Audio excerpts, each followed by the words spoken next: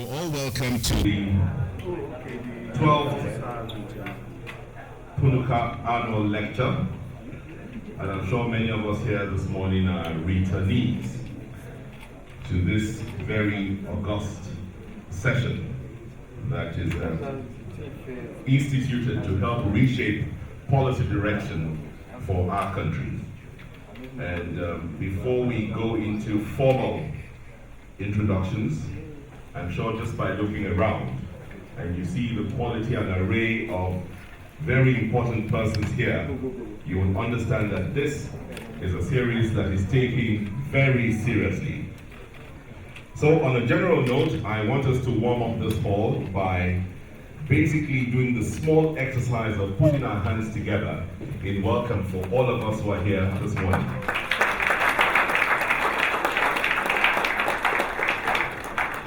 I can assure you that that applause that you've given to yourselves is the applause of persons who probably slept overnight without electricity. If you're sure you slept well and the country is moving in the right direction, you had bountiful power supply, let the decibels of your applause reflect that situation.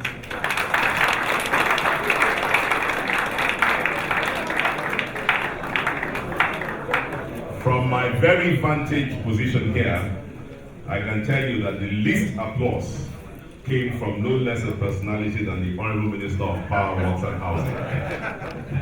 But we'll hear from him in the course of this morning's lecture or the event. For now, let me say that we're truly delighted to have with us this morning a man that unarguably would describe as the father of the nation. The man whose name shares the acronym, Go On With One Nigeria. He is here with us today. Some days ago we had read that he had some very minor, I'd like to say, health skirmish. Why don't you say what it is? No, slumping is minor, sir. Slumping is very minor. But to hear it from the man himself, that is why he is the ever adorable General Dr. Yakubu Gowon, GCFR.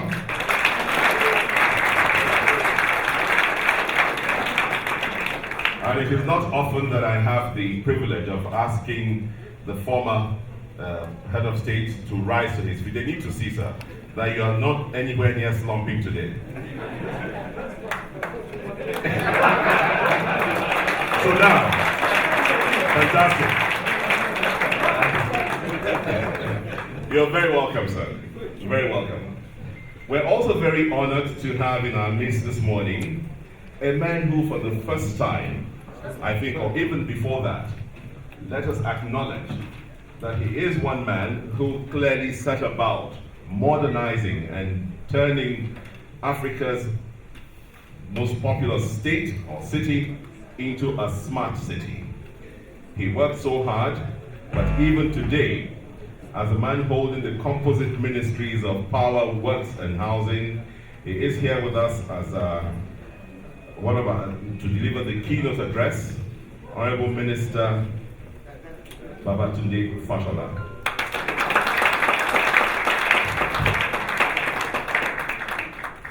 The hall, I'm sure, is filled with many people from the legal side of society. It is therefore very pleasing that Punuka attorneys and solicitors have gone far in searching for a very competent and capable person to come and deliver the special address to us today. He is a partner and head of energy, Howard Kennedy LLP. Ladies and gentlemen, Mr. Jonathan Cohen is an industry recognized solicitor with vast experience, and he's here with us today. You can make up your mind if you want to applaud Mr. Cohen, so let's do so. I'm not sure if you've come to Nigeria before, but something tells me you probably have. Your first time? Even better still, give him a rousing applause.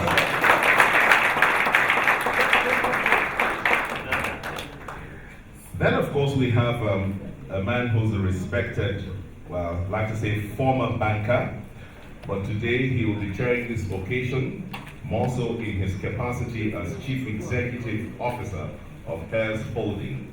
Let us please salute Mr. Norom here with us today.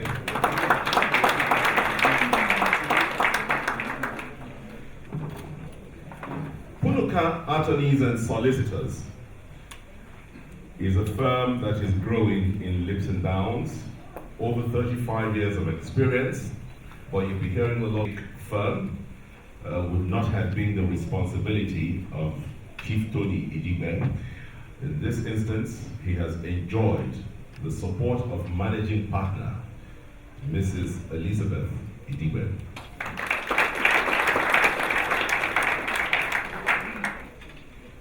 I am also pleased to let it be known that we have many very important persons here with us, starting in no particular order but highly merited, the Okilolo of Ahaba, Professor Epiphany Azinge, SAN. I am also informed that the former head of service of this great nation, Mr. Stephen Oronsaye, is with us this morning. We also have the Director General, Energy Commission of Nigeria, Professor Eni Jidere Bala.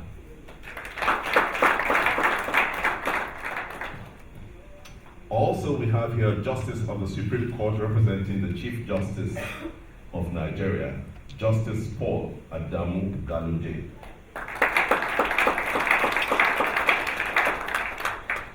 We also have Chairman of the Board of Directors, Tom Hanksworth Limited, Ambassador Sunday Dogoyaro.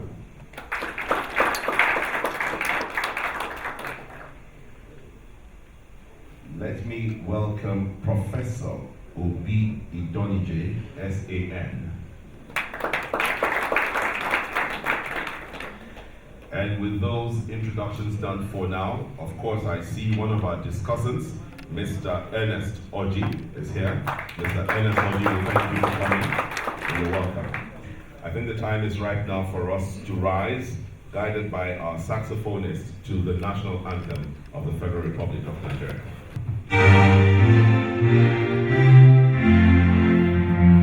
Arise, O compatriot, Nigeria's call obey, to serve our fatherland with love and strength and faith. The labor of the years past shall never be in vain, to serve with heart and might one nation bound in freedom, peace and unity. O God of creation, direct our noble cause, guide our leaders right, help our youths the truth to know, in law and honesty to grow, and living just and true. Break lofty pride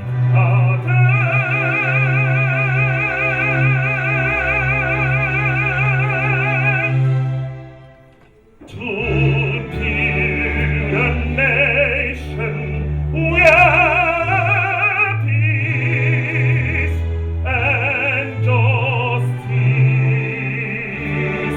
shall reign.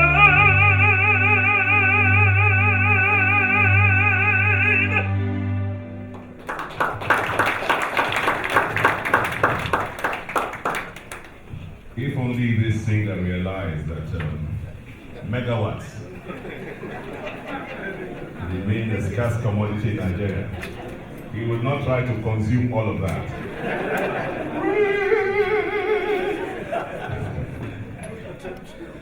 Good attempt. So we're all welcome. I also see in the audience with us this morning Dr. Mrs. Irene Chigwe, former Director General of the Bureau of Public Enterprises, I believe. She deserves an applause and welcome. Thank you very much. On our program, following it strictly, I see here opening prayer, but since we haven't identified the person who would lead the prayer, I'd like to crave the indulgence of the organizers to allow us to move on to the next item, and we shall accept the national anthem, since we also have the second verse as our national prayer, to invite now Managing Partner Punuka, Mrs. Elizabeth Idigbe, to come and deliver the welcome address. Thank you very much, everybody. The chairman, Mr. Emmanuel Norom, the CEO, Hess Holdings Limited, a very special guest of honor, His Excellency, the Honorable Minister of Power, Works and Housing, His Excellency Babatunde Rajafashola, SAN, our guest speaker, all the way from the UK, Mr. Jonathan Cohen. He's been introduced, so I don't want to go back to introducing him, but he is somebody who understands what the power sector is all about. My lords here present,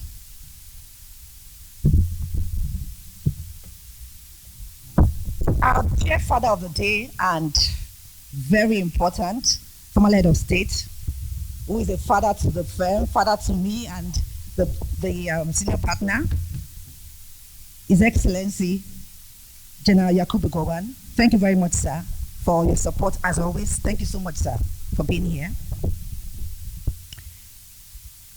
Captains of industry here present, learned SANs,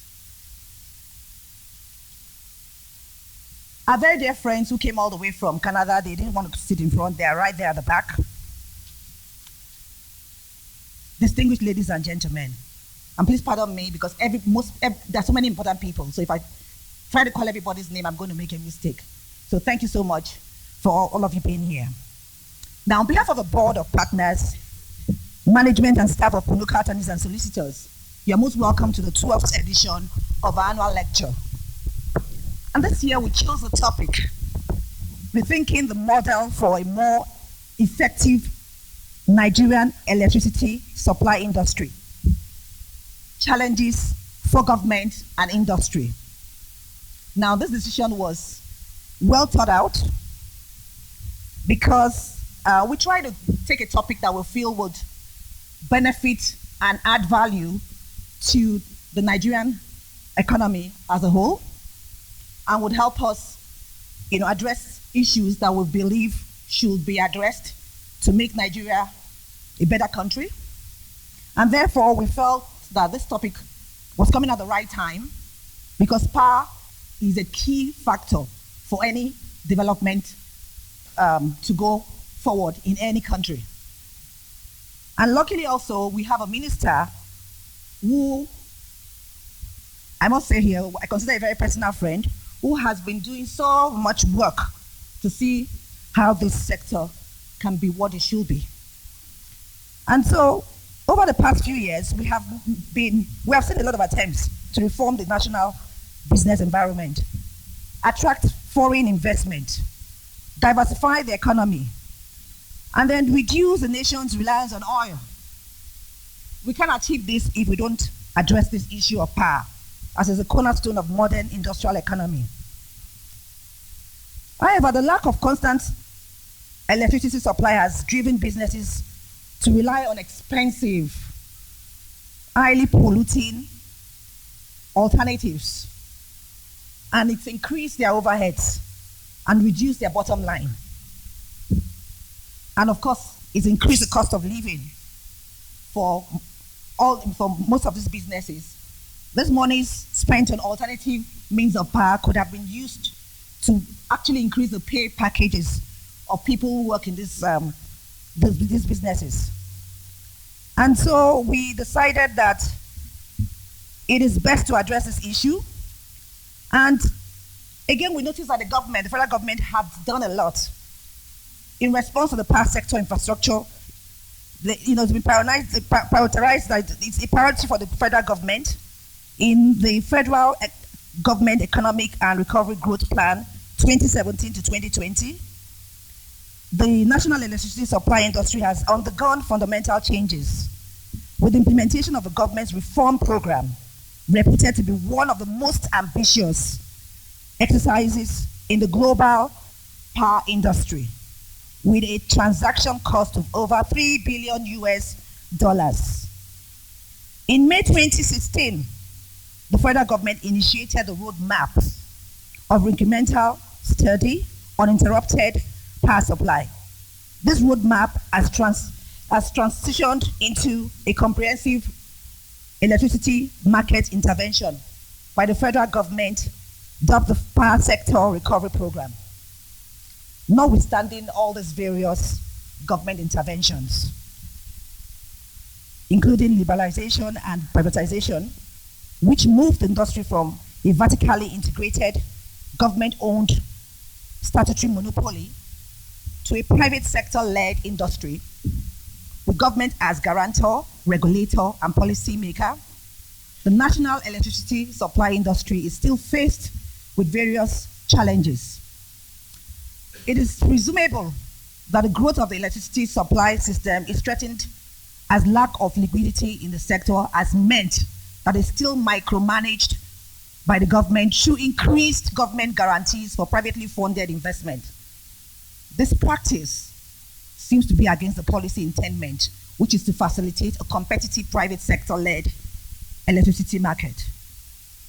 In view of these challenges, we believe the sector needs new ideas and strategies. Drawing on the UK/EU experience, our guest speaker, Jonathan, will share key ideas on how similar issues have been successfully handled internationally. I invite you to listen to the keynote address from the Honorable Minister of Power, Works and Housing, His Excellency Babatunde Raji Fashola SAN, who has been in the forefront of reforming this sector. The discourse will be enriched by the international perspective of our guest speaker, as well as the contributions of the discussants. I also invite you to please listen extremely very carefully to our guest speaker and the discussants, who are renowned experts in the power/energy sector. The chairman, Mr. Emmanuel Norom, is the CEO of S Holding Limited, a company that invests in the power sector and provides long-term returns with measurable impact on the African economy. The firm owes a debt of gratitude to everyone. Seriously, we're very grateful. We know you could have been doing something with your time. We really are very grateful to everyone who has honored our invitation, particularly our guest lecturer, the Honorable Minister, our our most respected Father of the Day, General Yakubu Gowon, the Chairman of the Day, and all the people who have been mentioned, and everyone sitting in this room. We are very grateful to you for leaving all you could have been doing behind to attend our lecture. We look forward to a very interactive, very engaging, and very thought-provoking lecture. Thank you very much. Thank you so much for coming.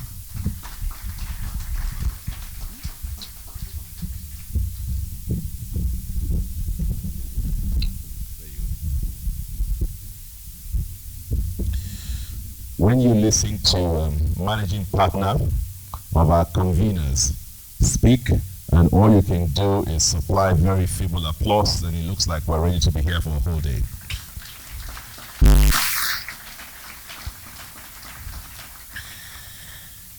The ones that I think maybe before, during that, the Director General of the Bureau of Public Enterprises, Mr. Alex Oko, walked in, and I think he deserves a formal applause of welcome.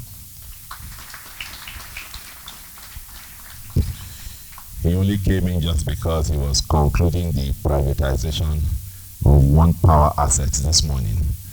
Don't take that to the bank. But before we hear from our chairman, I think we had been tossing up and down where exactly we would make the most impact. But I'd like to crave the indulgence of the House now to invite our father of the day, General Dr. Yakubu Gawan, GCFR. Please, a round of applause for...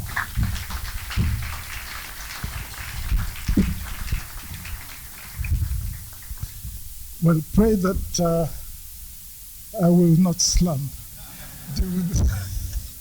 However, there is no sunshine here to hit my head to cause what happened to me in Ugeli.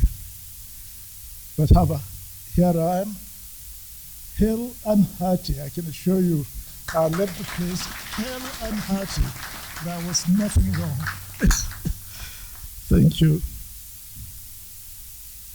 Mr. Chairman, Mr. Emmanuel Nurum, isn't it? That's the correct pronunciation. CEO of Airs Holding Limited. Your Excellencies, my Lord, Honorable Minister of Power and Power, Works and Housing, our guest speaker, Mr. Jonathan Cohen, all sons here, all the senior advocates here, eminent discussants, distinguished invited guests,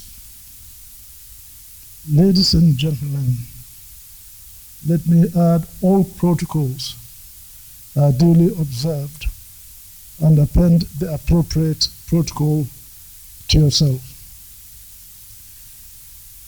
As Father of the Day, I sincerely welcome you all to this year's 2019 Punuka Annual Lecture, and I wish us all a successful outing.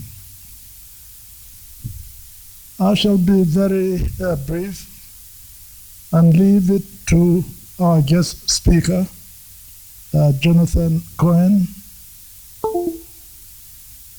and of course, our keynote speaker, the Honorable Minister of Power, Works and Housing, Mr. Babatunde Raji Fashola, SAN, and the discussants, and all those who will come here to speak, to fully inform us and educate us on this very important subject matter.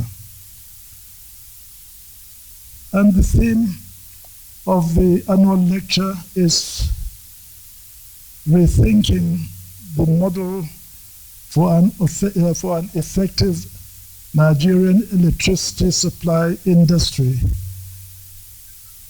challenges for government and industry.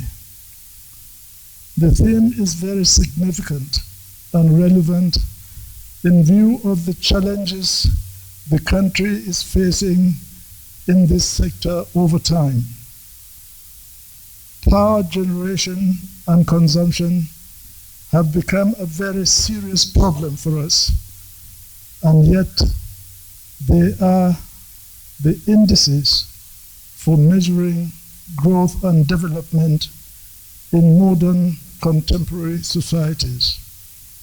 It is therefore vital for any nation aspiring to join the League of Developed Countries to devise strategies for providing adequate power and energy for our people.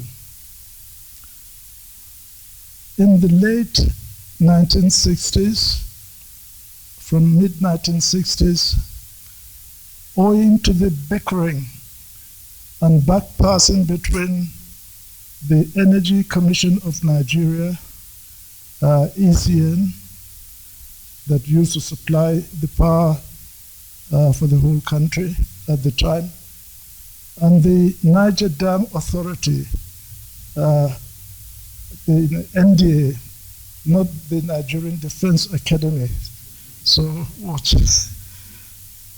So the bickering on the intermittent power supply in Nigeria.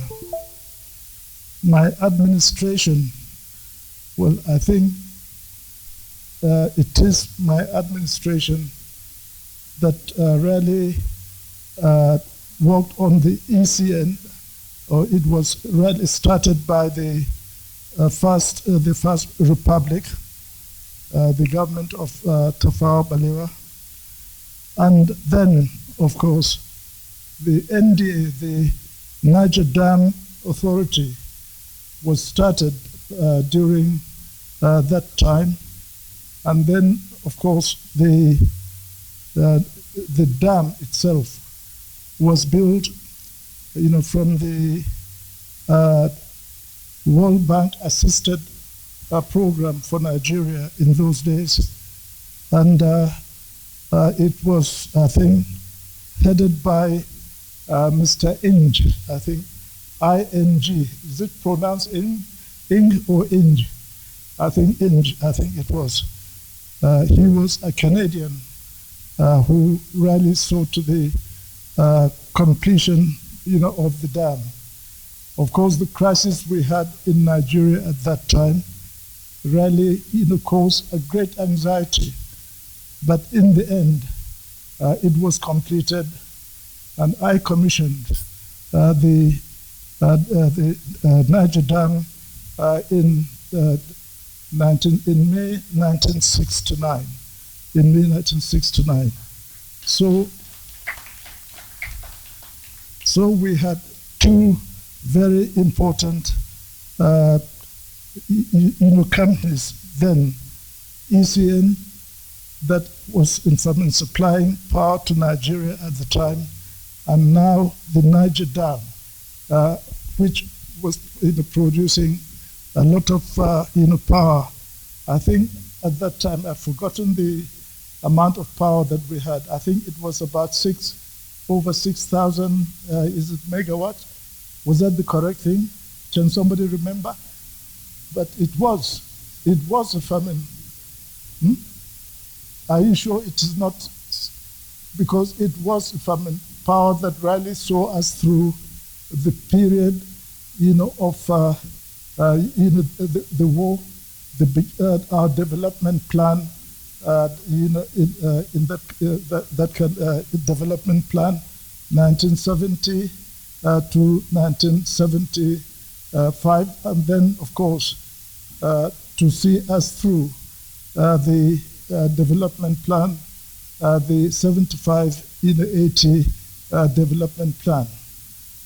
And so the bickering between them caused us, to decide to merge the two organizations together as one body. And to achieve this, my administration appointed a Canadian firm of consultants to look into technical details of the merger in 1971. The report submitted by the consultants made the government to establish the National Electricity Power Authority, NEPA. And I can assure you that word will not escape any Nigerian anywhere in the world. And I had stories that if there is any power failure anywhere in the country, and there is in the world, and there are Nigerian children, they will shout, NEPA. So NEPA is in that place as well. So NEPA certainly became, it came about as a result of the amalgamation of the ECN and NDA, and Decree number 24 of 1972 gave the necessary legal backing. Now, the decree mandated NEPA to maintain an efficient, coordinated, and economic system of electricity supply for all parts of the Federation. NEPA, thus became a government monopoly responsible for the production, transmission, and distribution of electricity to all end users in the country. And most of the transmission line, etc., that you saw were started very vigorously during our time, with a plan and determination to even continue the production of power by ensuring Jeba and Shiruru, as well as Gembu in Mambila Plateau, were developed, and then with a plan also to harness our gas, the gas that we're flaring, to make sure that we have thermal power generation, and so that all the power can be added to the NEPA as a central body, and we are looking at the development, the economic development that we had in the 70 to 75, and of course the big one that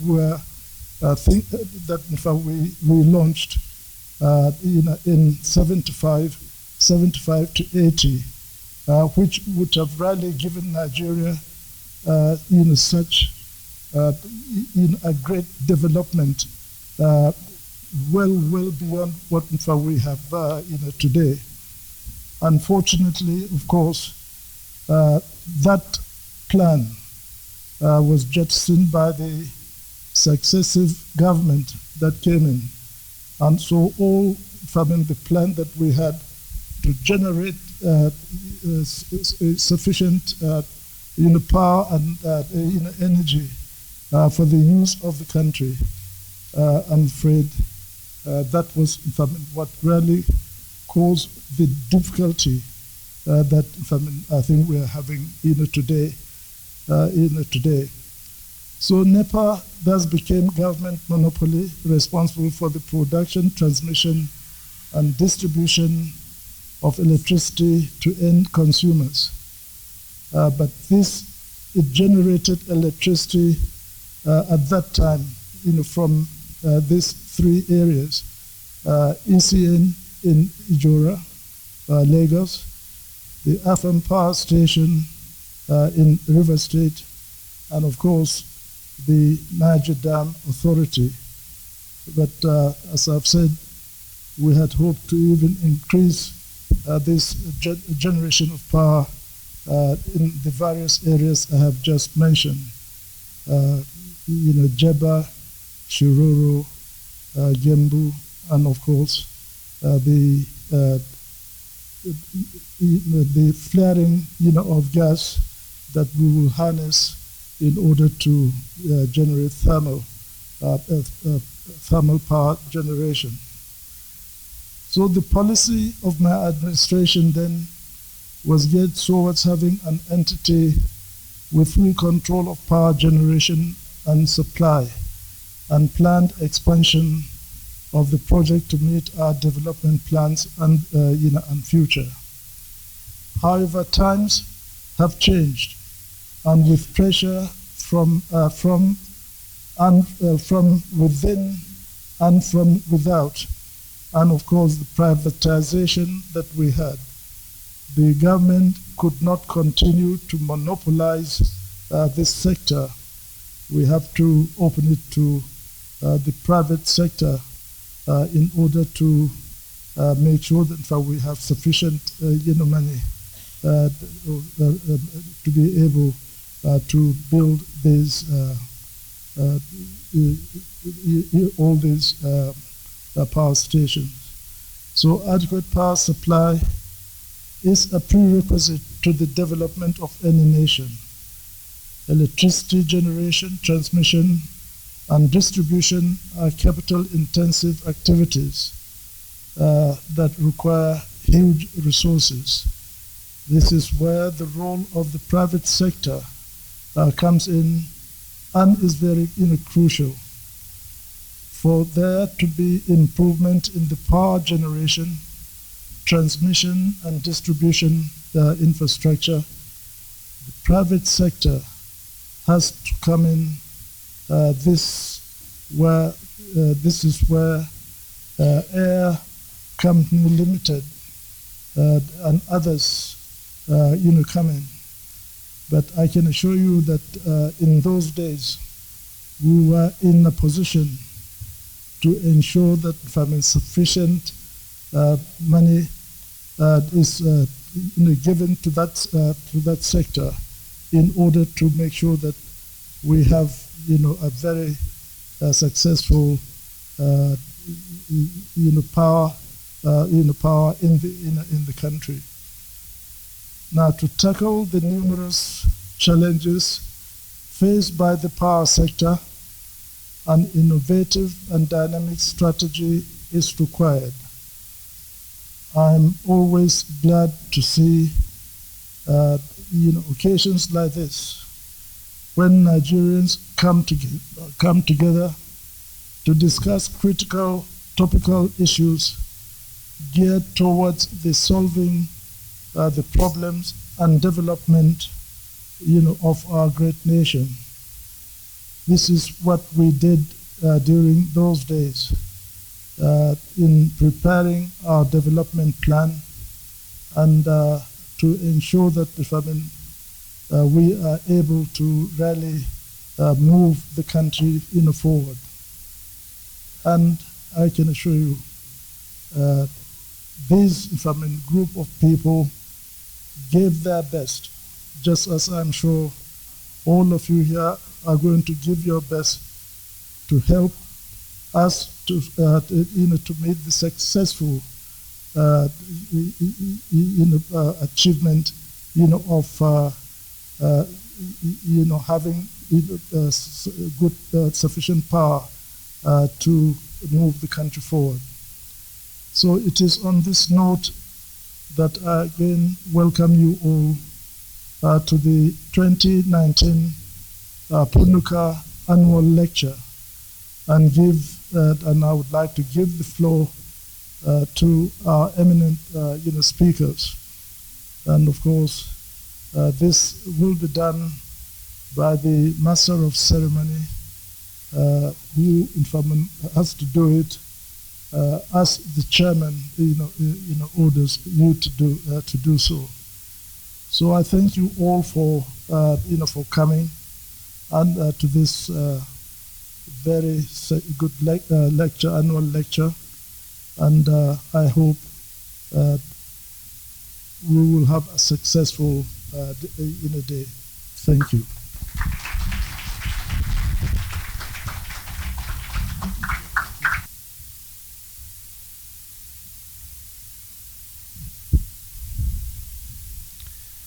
We may be seated. Thank you very much. Former Head of State, General Dr. Yakubu Gowon. The history sets the tone. Our chairman of the day, Mr. Emmanuel Nnaram. Emmanuel Nnaram is a Nigerian business executive. He is currently the Group Chief Executive Officer of Hears Holdings, Chairman of Transcorp Hotels PLC, and former President and Chief Executive Officer, Transnational Corporation of Nigeria PLC. He is a graduate of the University of Oxford. The chairman's opening remarks, Mr. Emmanuel Nnaram.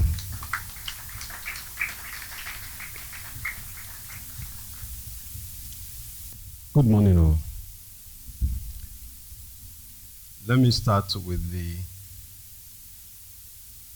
acknowledgement first by thanking our father, His Excellency, the former head of state of Nigeria, General Yakubu Gowon.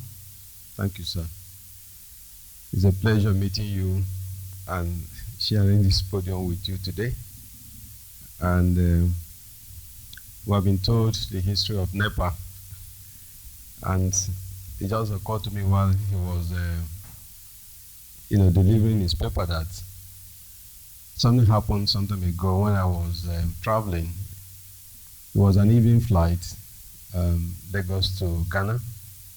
There were children in that flight, and as is customary, the crew announced that they were going to put off the light for the takeoff. And immediately that was done, one of the children innocently shouted, "Daddy, Daddy, NEPA has taken the light. Can I go and tell Adamu to put on the generator?" And so NEPA has been a popular word, known that we all know. So, sir, thank you for creating NEPA. And today we're going to talk about what has happened beyond NEPA. So I want to also thank the Honorable Minister of Power, Works and Housing, who is here in our midst, and our guest speaker, as well as Mr. Jonathan Cohen, who will be also delivering a paper. I think more of the work will be done by both. I want to also acknowledge all the sons in this hall, the discussants, and all the invited guests. Ladies and gentlemen, you are welcome to this. Like has been said, I work for Hayes Holdings. Let me make a small correction. I'm not a graduate of Oxford University, but I attended Oxford Advanced Management Program during my career in the banking industry, which was a very good program for me at that time, and became an alumni, but not a graduate. I'm an accountant by profession. Hayes Holdings, as you all know, we are into investment in many sectors of the Nigerian economy, including real estate, healthcare, financial services, and power.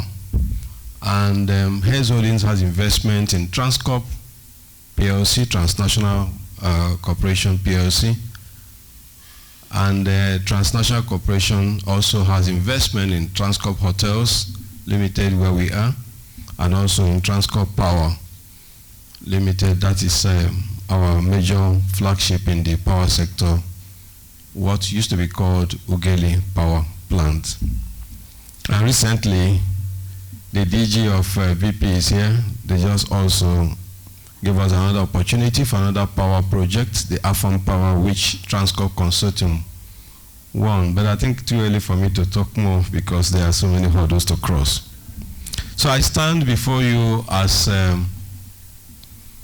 someone who has played in the, or still playing in the power sector, because we have a power plant with a capacity of 972 megawatt installed capacity. I want to thank Punuka Chambers, the organizers of this lecture, for the privilege of being asked to chair this year's lecture. I must commend the Chambers for always coming up with topical themes such as the one for this year. And so we have the theme, rethinking the model for a more effective Nigerian electricity supply industry. Challenges for government and industry, which we all know is very, very apt.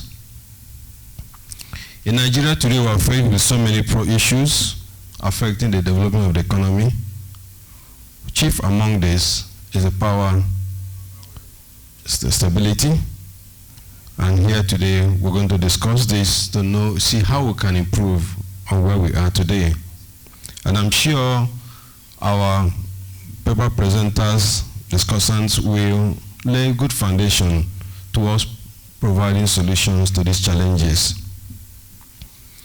As I reflected deeper on the theme, it became obvious to me that indeed power is seriously challenged in Nigeria, and the model we have should be made to work. And so areas where there are improvements cutting across the sectors has to be fixed. As you're all aware, the power sector is not just only the generation part. It starts from the gas producers, for those that run thermal plants like ours. And from the gas availability or received by the generating companies. We generate the power.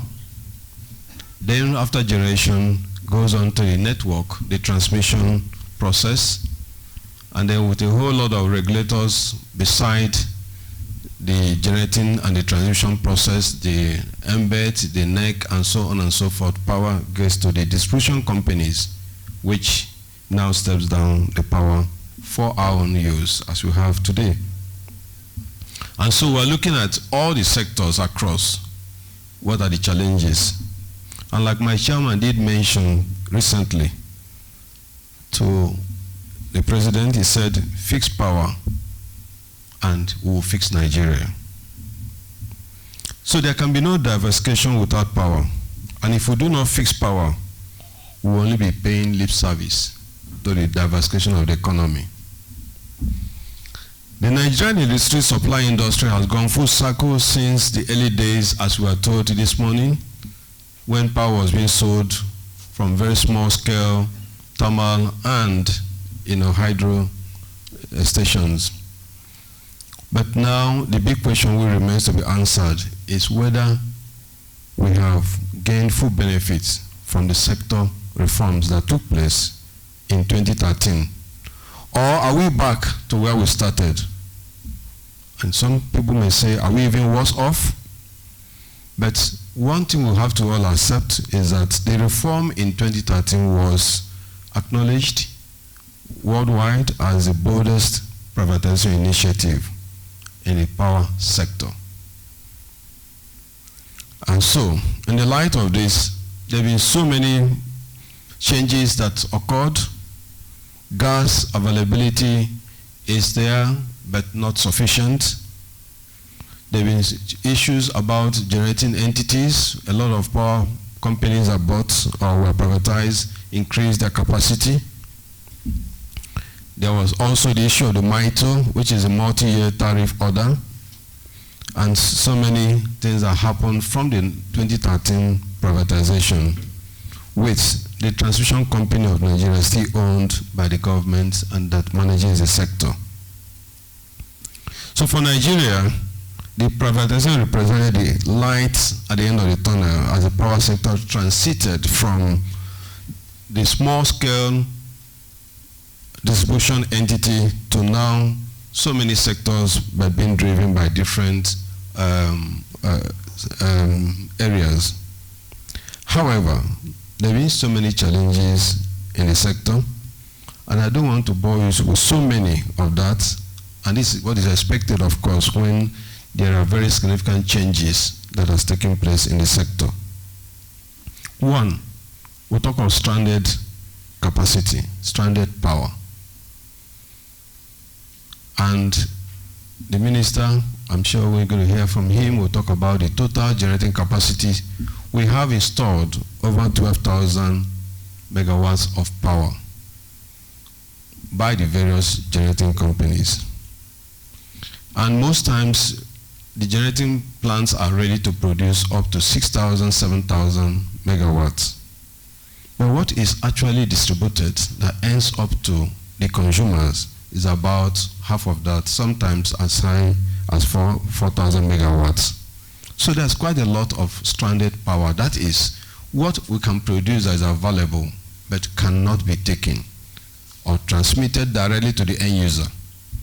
And so what do we do with stranded capacity is an issue. Second issue is illiquidity in the sector. And this has to do with the consumers making payments for the power, and also when payments are made, how does it get accounted for through the chain? And so this creates a lot of illiquidity in the sector, that the power you have generated, transmitted and sold cannot fully be collected.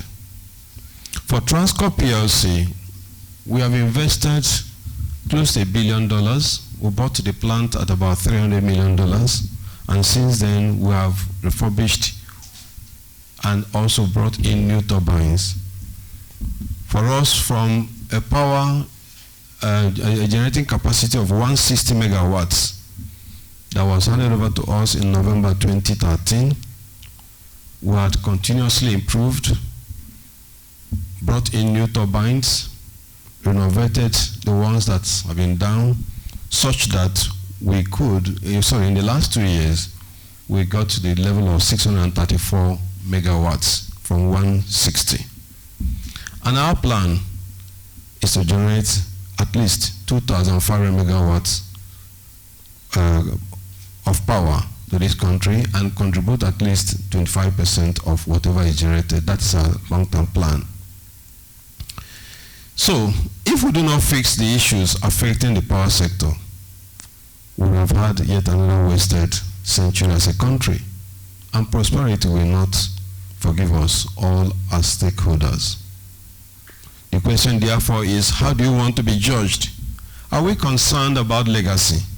Do we want to be remembered as people who came, met a problem, had an opportunity, solved it, or failed to make a difference?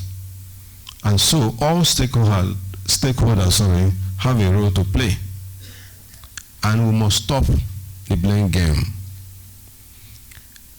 That is, for example, in the sector, the gas producers want to blame the Gencos, you're not paying. Gencos want to blame the TCN, you're not transmitting enough, you're asking us to shut down. And on the other side, blaming the disco, you have not paid what is due.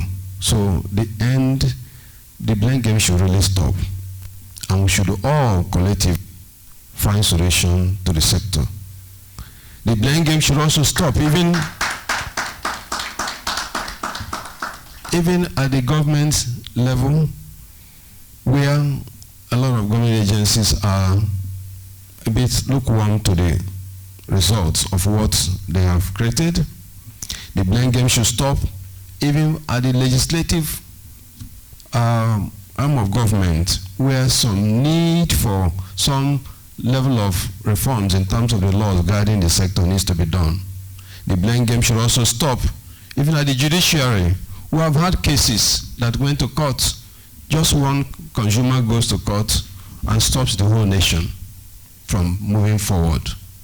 That is something that we have to do. As for example, there was a case in court by one consumer, and for many months, years, it's been adjourned, and all that. The sons here can, testify, and yet it means we're holding the whole country down because of that. Some time ago, there was also another case that the Honorable Minister, sat down to reconcile the parties and resolve the problem, holding back. You had an investor that got power, or got an area as a territory, as a disco, and you had another person generating power. Sometimes mistakes made, but people go to court and just stay in court. So a whole lot of things have to be done to ensure that we all work together as an entity to resolve these problems. Now, particularly, I've mentioned the issue of stranded power. I know that government has taken some steps on how you can actually, I'm looking for power, and meanwhile you're hearing the word stranded power. So what does that really mean? You don't want to go into the story, you don't want to understand what the word stranded. I just want the power. And so government came up with some regulations about what is called eligible customers that will enable generating companies to be able to transmit and distribute power to some level of customers. However, there's still some fine-tuning that has to be done. There's still the issue of 1 or 2 court cases militating against that has to be resolved. Now, the issue of collection is another big problem in the sector. Currently, the Nigerian Bulk Electricity Trading Company is the main buyer of the power generated by the generating companies. We, Transcorp Power, is owed a lot of money. As at, let me say, end of April, we were owed close to 75 billion. Now you could imagine what 75 billion would do to a company like Transcorp Power. I'll be able to reinvest, I'll be able to bring in more power, more turbines, I'll do other things as the case may be. And these debts are over the years, and just between 2013 and 2019. That's only one company. When you look at the whole sector, we have debts running to over 500 billion. So this illiquidity is affecting the sector. I know that some will say, but if there's illiquidity, what's the solution? So many things have been said. There's issue of the tariff not being adequate. There's issue of consumers asking for metering as a way to ensure that they actually pay for what they consume. I mean, what can I say, pay as you go. All these issues have to be resolved so that the liquidity being experienced in the sector will be something of the past. Now, there's also the issue of gas. I know I've mentioned that we start off with gas, and then for those who use gas, and so you generate using the gas available to you. But over the years, you also have issues with gas. There's a central national gas pipeline all through from the south to so many parts of the country.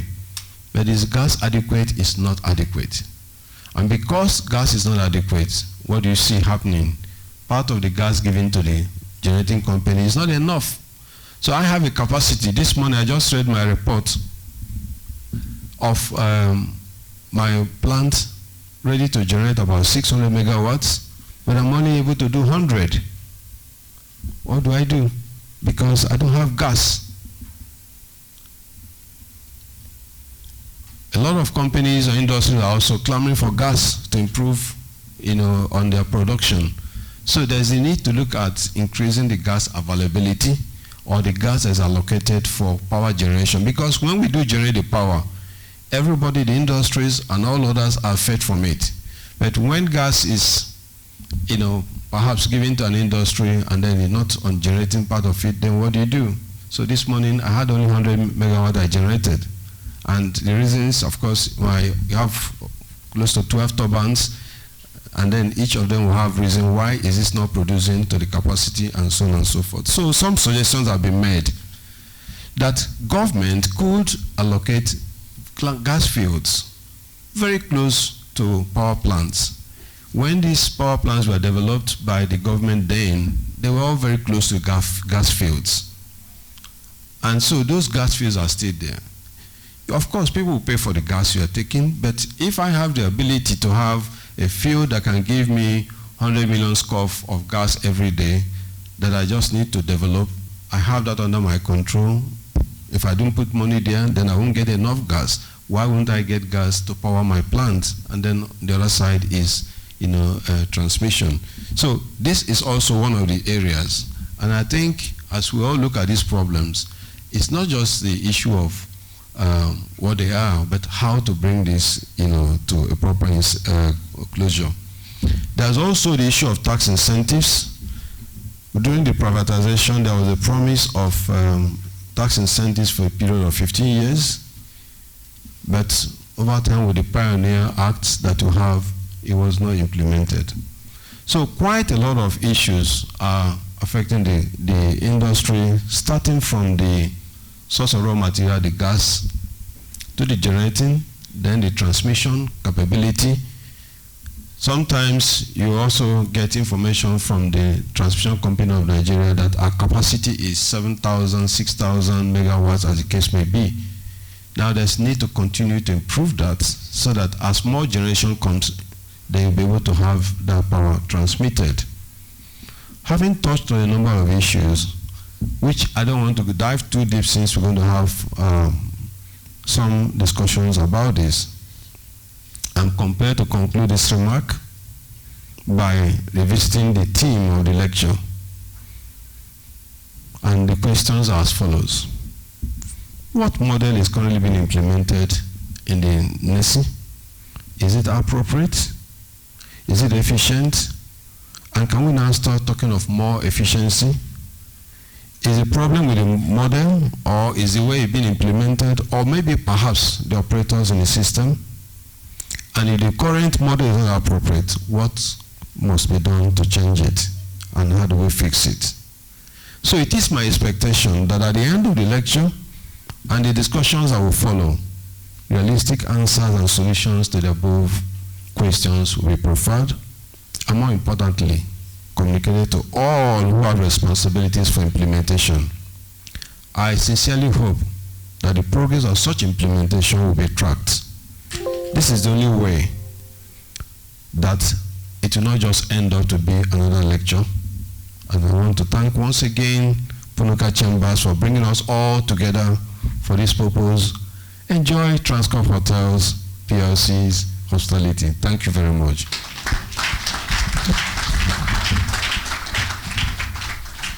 Mr. Norom has given us a very Transcorp chairman's address. But again, it fits into the subject matter. And so for that, we need to give him a deserved applause.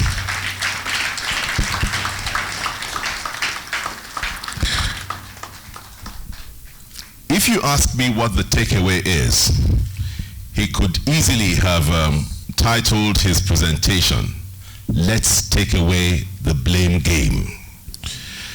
But as I was making that sink in, even Mr. Norom himself couldn't run away from throwing some punches and blaming gas producers for why 634 megawatt installed capacity can only produce 100. And he looks at us and says, what can I do? There was no gas. So he had put the blame somewhere. But indeed, I think the point has been made, and we need to keep racking our heads because it doesn't look like there are any easy answers. But maybe just by looking at the guests that we have, we're encouraged that perhaps before the end of the day, answers will come from the caliber of persons here. And one of them is the man representing the Managing Director of the Federal Airports Authority of Nigeria. His name is Sani Mahmood. We want to welcome him. Of course, we have been told that there's enough blame to go round. The lawyers are here. Honorable Minister Babatunde Fashola is a legal luminary in his own right. But of course, in that field of the legal profession, there are seniors and there are seniors. And so it pleases me to let the House know that former Chief Justice of this nation, Honorable Justice SMA Belgore, is with us here. And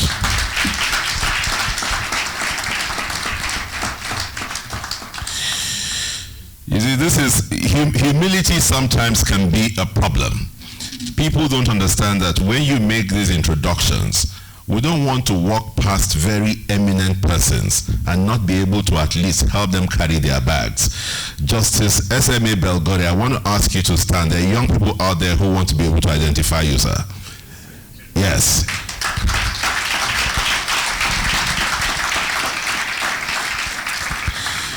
You are very, very welcome, sir. We're pleased to have you here. Introducing His Excellency Babatunde Raji Fashola, the Honorable Minister for Power, Works and Housing. Mr. Babatunde Fashola is a legal practitioner by training and was called to the Nigerian bar in November 1988. He started his legal career in the law firm of Shofunde, Osakwe, Ogudimpe, and Belgore, where he specialized in chieftaincy matters, land disputes, intellectual property, commercial and criminal law. He was further conferred with the prestigious rank of the Senior Advocate of Nigeria, SAN, the highest legal distinction for legal practitioners in Nigeria, in August 2004. In view of his sheer commitment and passion for public service, Mr. Babatunde Fashola, SAN, was sworn in as the 13th Governor of Lagos State on May 29, 2007, and distinctively governed the state between May 29, 2007 to May 29, 2015. Throughout his tenure as governor, Mr. Babatunde Fashola, SAN, demonstrated a commitment to excellence in public service and an uncommon dedication to his avowed pledge to lead the change that would transform Lagos into Africa's model megacity. Mr. Babatunde Fashola, SAN, is the recipient of the prestigious Stephen J. Solas Award of the International Crisis Group for 2015 for his commitment to building a peaceful and vibrant society. His work to improve social and economic conditions in Lagos, including his role in preventing the Ebola outbreak from becoming a crisis in Nigeria. Mr. Babatunde Fashola SAN is patron, Institute of Arbitrators CIA, member, Nigerian Bar Association NBA, member, International Bar Association IBA, fellow of the Chartered Institute of Taxation of Nigeria CITN, Notary Public of the Supreme Court of Nigeria. He is a recipient of several awards and certificates of merit, legal practitioner, administrator, management consultant, team player, and a detribalized Nigerian. Mr. Babatunde Fashola SAN was sworn in as the Honorable Minister for Power, Works and Housing, which was created through an unprecedented consolidation of the three distinct ministries by President Muhammadu Buhari on 11 November 2015. Mr. Babatunde Fashola SAN is married to Emanuela Abimbola Fashola, and they are blessed with 3 children. Sometimes it's good to sit back and hear what people think about you. But I think, Honorable Minister, no wonder the applause for the former Chief Justice was huge. I'm not sure if he's the same Belgore under whom you served in the firm of Shofunde, Osakwe, Ogundipe, and Belgore. Well, whether it is or not, at least we make that connection. When our chairman, Mr. Norom, was speaking, I'm sure he was talking about you. He talked about a minister settling quarrel amongst, some players in the power sector. It wouldn't surprise me because up until today, I didn't know that your prime expertise was in chieftaincy and land matters. And that is one place where there's a lot of quarreling going on. But he does say to us that you are the 13th governor of Lagos State. But something else that nobody else can take from you is the fact that you are the first minister of Nigeria's mega ministry, Power, Works and Housing. Maybe the only one we would ever have.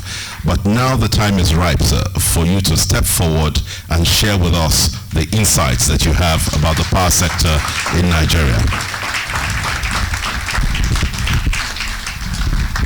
Your Excellencies, my lords, distinguished ladies and gentlemen, I'm sure that if we look at our watches, the day is running rather quickly, and so I won't take any much more time in the protocols. I think everybody who is here is a distinguished lady or gentleman, and you are all welcome.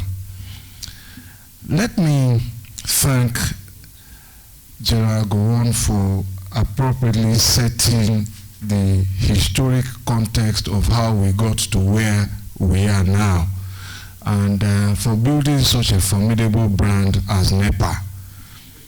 Because up until Monday this week, when we were having a management meeting, and one of my staff was complaining to his colleague about supply to his place, he kept talking about NEPA, and all of us were laughing. And that is a member of the ministry.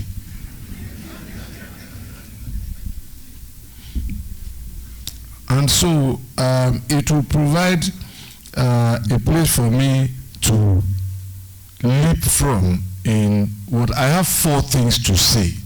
Four things to say.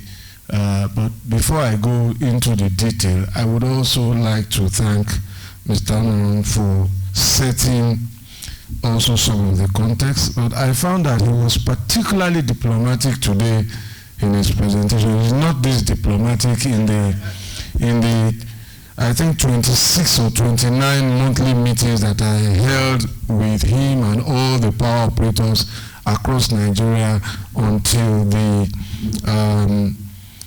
full complement of NEC was properly constituted, and then I asked with the agreement of the members that NEC, which is the regulator of the industry, should take over and get on with the job.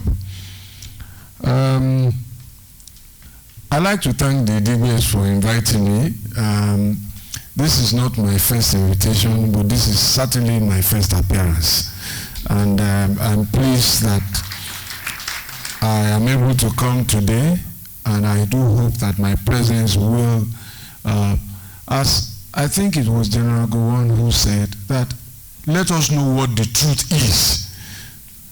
I think he made that statement, and there must be no shying away from the truth. So I think Mr. Onoron was perhaps alluding to stop the blame game. Whether you blame or you don't blame, everybody in this value chain has a responsibility. And so if you don't discharge your responsibility, you must be called out. So if you call that blame, I am sorry. But people have obligations by law. They also have obligations by contract. And so what used to be ECN and became NEPA and became PHCN then became 18 companies, 11 distribution companies, 6 generation companies, and 1 transmission company, TCN. All of that before now used to be under the Ministry of Power. So all of those people who had vans, ladders, who supplied meters, who supplied cables, and used to be under that ministry. Now, what we are doing, we are getting rid of old meters. That ECN, PHCN, and whatever it became has been broken up and largely sold. So that ministry used to have over 50,000 workers. It now has 729. That is a consequence of privatization. Some people have taken over that responsibility. And it did not happen by executive fiat. It happened by law. The people of Nigeria decided that they had had enough of General Gowon's ECN and NEPA. And they decided in the National Assembly to pass a law, the Electric Power Sector Reform Act of 2005. It's a law that contains 101 sections, if I recollect. And I wonder how many people in this hall have read that law. Just raise your hand if you have read that law. So a very, very small number of all of us who are concerned about power have read the law that regulates what we do. I urge you all to please read the law. It's a very interesting law. Because it sets out really what everybody should be doing. And perhaps we will be less agitated if we knew what everybody's role is and ought to be. So that is where I take off from. And because I have heard people say, oh, let us revisit the privatization. And I've called out those who ask, let us revisit. What does revisit mean? Come out and come and tell us what you mean by revisit. Should we go back to General Gowon's model? That would have consequences. But it's a choice. Choices have consequences. The choice we made to say, it's enough, government, get out, sell these companies, has consequences. One of the consequences I've shared with you is that I don't have 50,000 staff anymore. So when people call me and say I don't have power, I said, let me call your disco. Because I don't have the staff anymore. I don't have the ladders, I don't have the transformers, and I don't have the meters. I can only call your disco to find out what the problem is. All of that capacity has been transferred. That is the truth. So, for those who say, let us revisit, what does revisit mean? Come out, let us have a discussion. Do you want us to go back? Because we changed that model after about 60 years. a government-owned monopoly where nobody could go to court. And you've heard some of what Mr. Honorman said. During that time, you couldn't go to court because you didn't have power. The discos are being sued every day now. That's a consequence of that choice as well. So choices have consequences. We've made a choice. We can go back to Parliament and unmake our choice. That will be the choice of the Nigerian people, debated in the Parliament, in the House of the people. But thus far, what we have we really applied it to the fullest of its potentials? The law was passed in 2005. The privatization process finally completed in 2013, 8 years after. Now, and I ask people, what does privatization really mean to you? For me, it just means that papers have been signed, contracts have been exchanged, responsibilities have been vested. That doesn't mean that day electricity will flow. It's not magic. Whatever anybody likes to say. From what I knew, building about 6 IPPs in Lagos, I know that you have to do a lot of work. So, when we are also comparing models, I also like us to compare models that are similar, like for like. One of the things that I have found out with the European models where privatization has taken place is that most of the assets that were sold were operating functional assets. Electricity was already largely in supply. And government was essentially saying, look, this thing is working, let private sector bring its skill and managerial power and come and run it. We don't want to be carrying pension cost of staff and all of that. It's a different model that was sold here. We sold it because it wasn't working. No, it's not funny. So let's just get the comparisons right before we start comparing lemons and apples.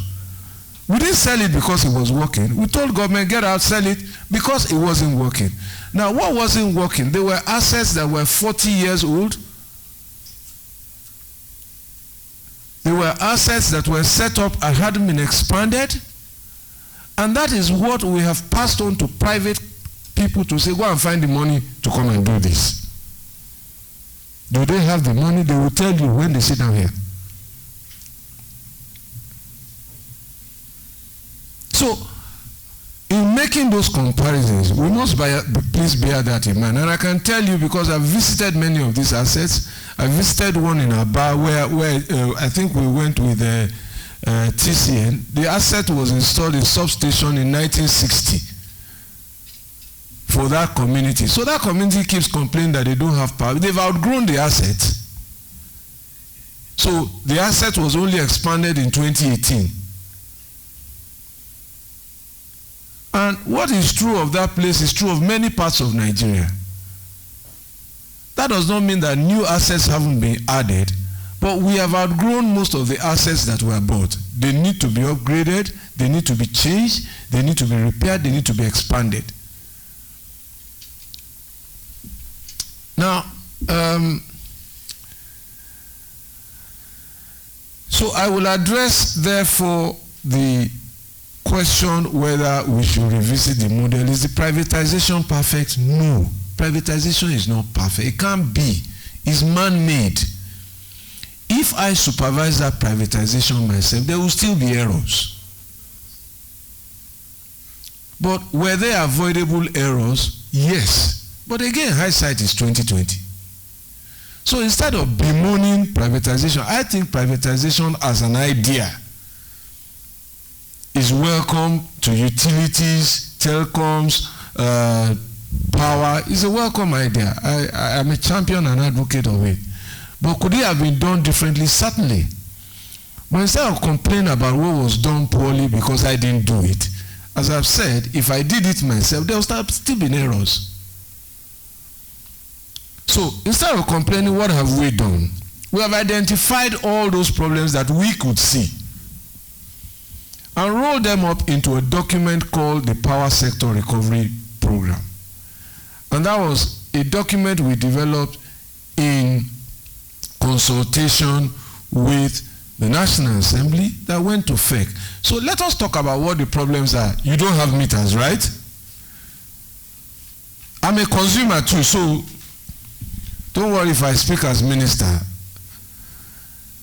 There are no meters. Bills are excessive. Gas companies are not paid. Gencos can't get all their money. Discos are complaining about exchange rate and tariff. Those are all the problems and more. So we've rolled all of this into one document. Instead of us singing different tunes, let us sing from one hymn book and know who is responsible for what. So we've developed that document. It's out there in the public space. It's on our website. So those who call for revisiting, if you have seen anything other than what we have seen, let us know. But let us have a common understanding of the problem so that our approach to the problem can be uniform. But if you are seeing something else, then it's a different thing. If revisiting the problem is an euphemism for saying, oh, because we lost out in the bid, then take it back, then we'll take it from them. Well, that's another matter entirely.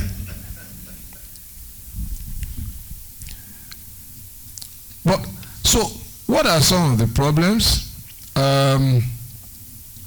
Some of the problems, debts owed by MDs to discos.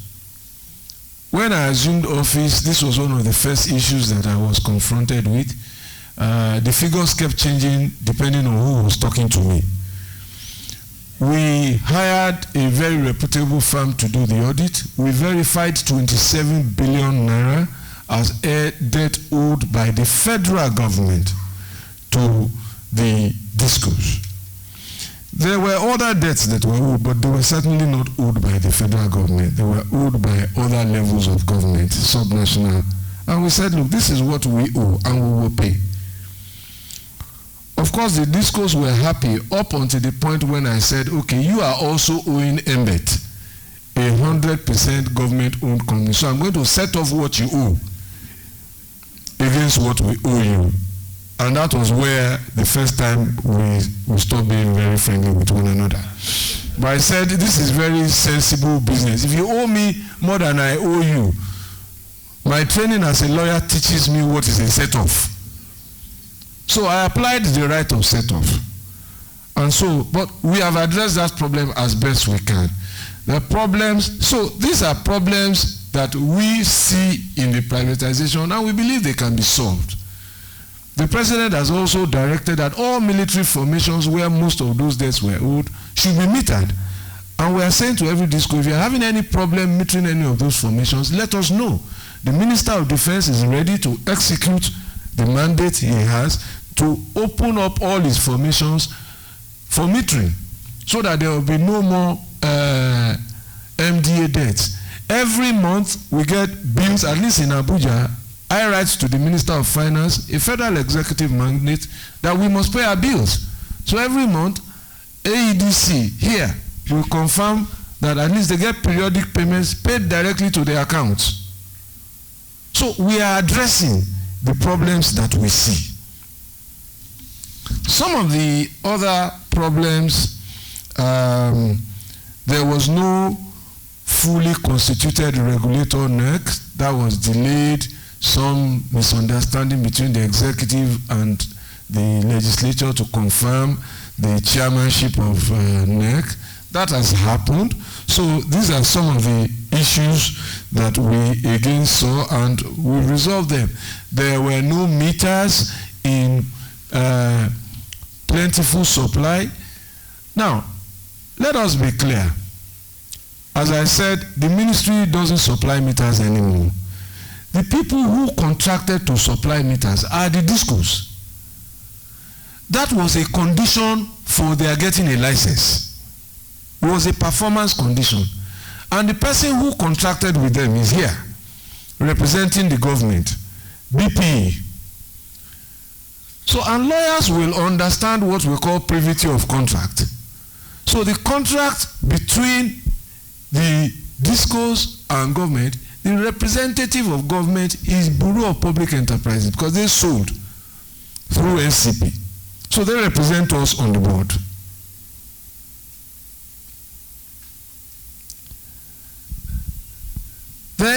MBET is a 100% owned company that has a board and a managing director.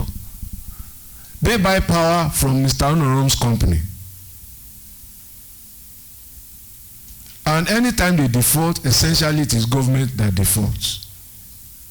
And that was why when we saw that they were facing problems, the ministry made recommendation to government, which is our role now under the law. Our role is policy and directives as a ministry, not operations anymore. We're not involved in operations directly. And we said, look, let MBET go and take a loan so that MBET can pay her debt under the PPAs to the GENCOs. And that was how the 701 billion naira payment guarantee came up. It was government paying her debt. Of course, that wasn't easy to push through council because some people saw it as a subsidy, and I said, no, it's not a subsidy. We are paying a contractual debt. Yes, it is true that we have another contract through MBET with the discos, where MBET vests the power in discos to say, go and sell the power, bring my money. The intendment from privatization was that the receipts from the discos would enable MBET pay the GENCOs.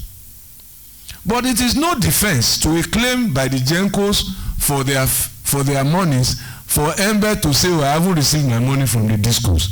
There are two different contracts. Lawyers will know that. You can only claim an indemnity. So we paid, and we are now pursuing the discos to say, bring the money. Because we hear estimated billing every day, but we are not seeing commensurate return. So as of today, the discos are collectively owing MBET in the region of over 1 trillion naira. So if MBET collected what the discos were owing, there would really be no case for insolvency or financial liquidity in the system. They will be able to pay all of what Mr. Onorom bills. Really and truly. Now let us go further down the line to the discos, and you will hear all sorts of complaints. Some legitimate, in my view, because I have said in-house and I will say publicly, some of the assumptions that were made when they bought have changed. Some of them their fault, some of them not their fault. It wasn't within their contemplation that the exchange rate would go from 165 naira to 360 naira. That is not their fault. But beyond all of that, all of the other parameters were staring them in the face when they were buying. If it is a business whose fundamentals have changed from what you expect, then as I've said to them, think about exiting.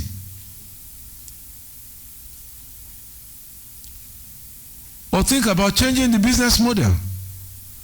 But truth be told, you have a contract and you also have a license to render certain levels of service based on the privatization that took place.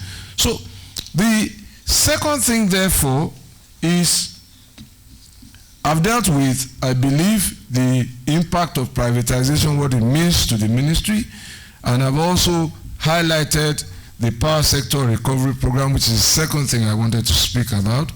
And I've highlighted some of the issues we're seeing.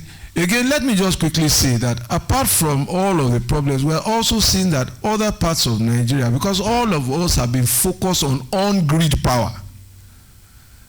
So we've started a new conversation, off-grid power, because that is what happens in other parts of the world. Most of the countries we compare ourselves with don't get all of their power on the grid. Some are off-grid. And therefore, one of the things that we have initiated is to promote off-grid capacities as alternatives to the on-grid capacities. And so we are using some of our agencies like Rural Electrification Agency to target clusters, economic clusters, markets, universities, and so on and so forth, to ensure that power can be deployed very rapidly and quickly to those clusters. So there's 37 universities that we plan. We are implementing 9 as we speak. There are market clusters that we have also intervened, and there are many more. Now, the truth is that if those people were served with power, why would they be contracting alternative power? As a ministry, we also have, as I said, policy responsibility. One of the responsibilities, one of the policies we initiated was the meter asset provider, which became a regulation made by NEC. And the reason was simple. DISCOs were either unable or unwilling to provide meters in enough quantity, and it became a big public debate. And we felt obliged to intervene by policy and say, look, why don't you license other people to do the business of metering? The core business of a DISCO, in my view, is to deliver energy. That's its core business. Supply of metering is only incidental because it needs to measure what it delivers and bill for it. Its core business really is energy. And if I was a DISCO and I was challenged with resources, clearly, I would rather deliver energy and bill estimated billing than deliver meter without being able to bill for it, if I couldn't bring it. And we said, license other people to do this work. So that has led to the meter asset provider. The other policy which we initiated from the ministry, again, every policy has to be subject of a regulation by NEC, because it's a highly regulated industry. So, and all of the stakeholders have to be called to say, we want to introduce this policy, what is your opinion, how will it affect you, and so on and so forth. Was the eligible customer. Again, the reason we were getting complaints, everybody has alluded to it, how can we industrialize, how can we do this, how can we do that? But you can hear the truth now from people like Unorom. When I say that we have power we cannot sell, and at the time we started the eligible customer policy, it was over 2,000 megawatt of power that couldn't get to consumers. And I said, instead of complaining that there is no power, I know there is power. Let us have a conversation of how to connect this power. We're having the wrong conversation if we say there is no power. I know there is power. And I met with the Manufacturers Association of Nigeria. Incidentally, they are also in court.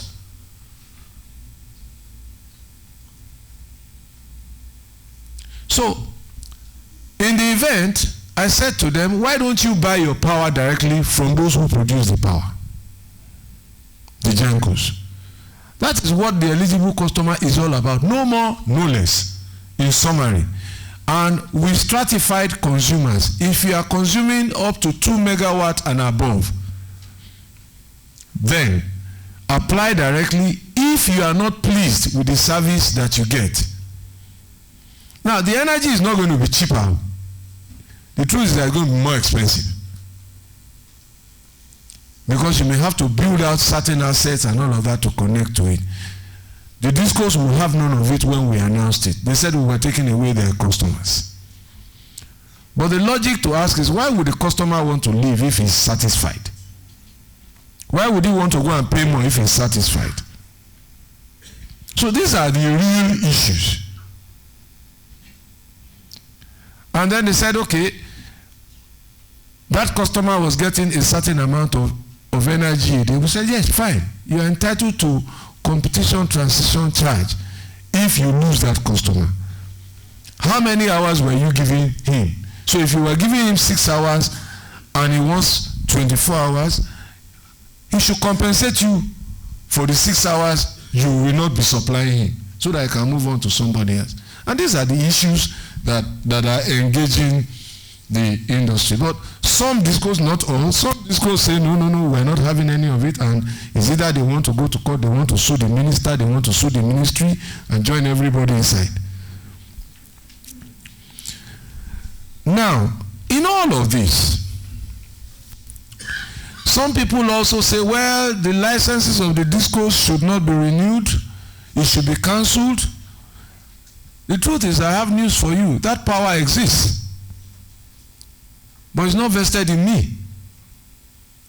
It's vested in the regulator. So that's why I suggest we should all read the law.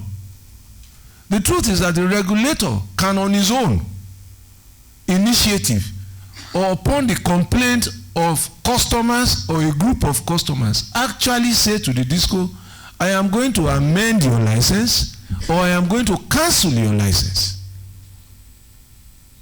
That power exists. So if a license, and that does not, is not limited to any disco, it's limited to all license authorities under the Act, and that includes TCN, that includes all the GENCOs. Everybody who is a licensee is subject to this power of the regulator.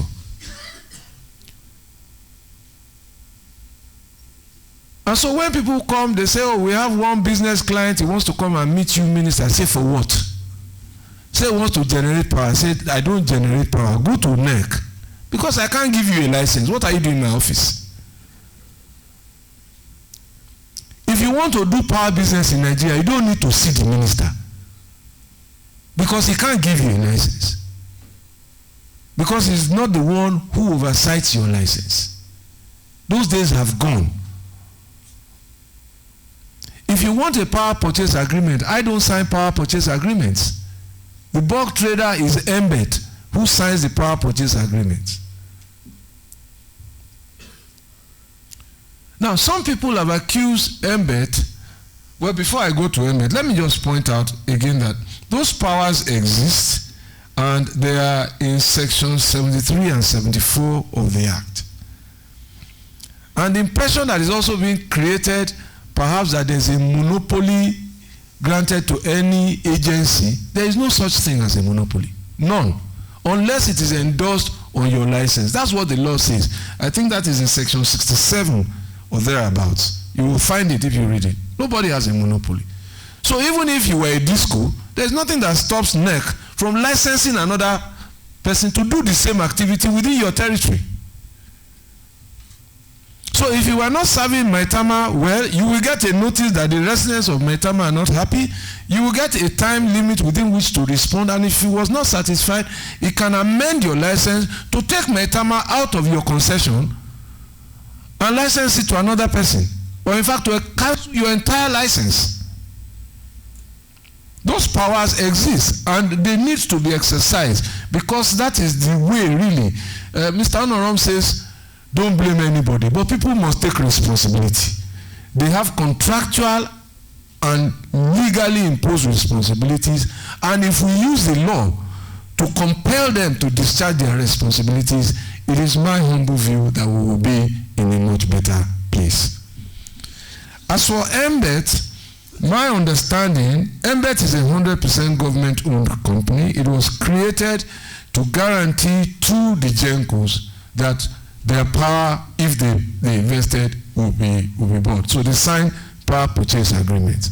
But the truth is that everybody who now comes to Nigeria or within Nigeria who wants to generate power wants to sell the power to Embed, a 100% owned, government-owned company. Is that what we wanted? Hello? That government should buy all the power back, the power it has sold? That can't be the model we want. So some people are also saying, oh, government is this, government is that. We are saying, no. Let the GENCO sell the power to the discos. That's the model we wanted to see, bilateral contract. Let the discos take the power by themselves to their consumers, bill for it, collect their money, and everybody is happy and nobody is owing anybody. And any disco that cannot pay, then the GENCO should not supply him. And the regulator should then do his work. Because financial incapacity to perform your license obligation is also a term or a condition for the regulator to say, come, I'm taking your license. You don't have the money to do this business anymore. But the minister is not the regulator. So when banks don't do well, it's not the Minister of Finance that goes to revoke them, it's the central bank. That's their regulator. When telecoms don't do what they're supposed to do, it's not the Minister of Communications that goes there, it's NCC. And we have a regulator in this industry as well. So I just thought I should make that point. The last point I believe, or the last 2 points are rather easier to make. What is the role of state governments? Now, there is a perception that the federal government is all domineering and all of that. That is not true.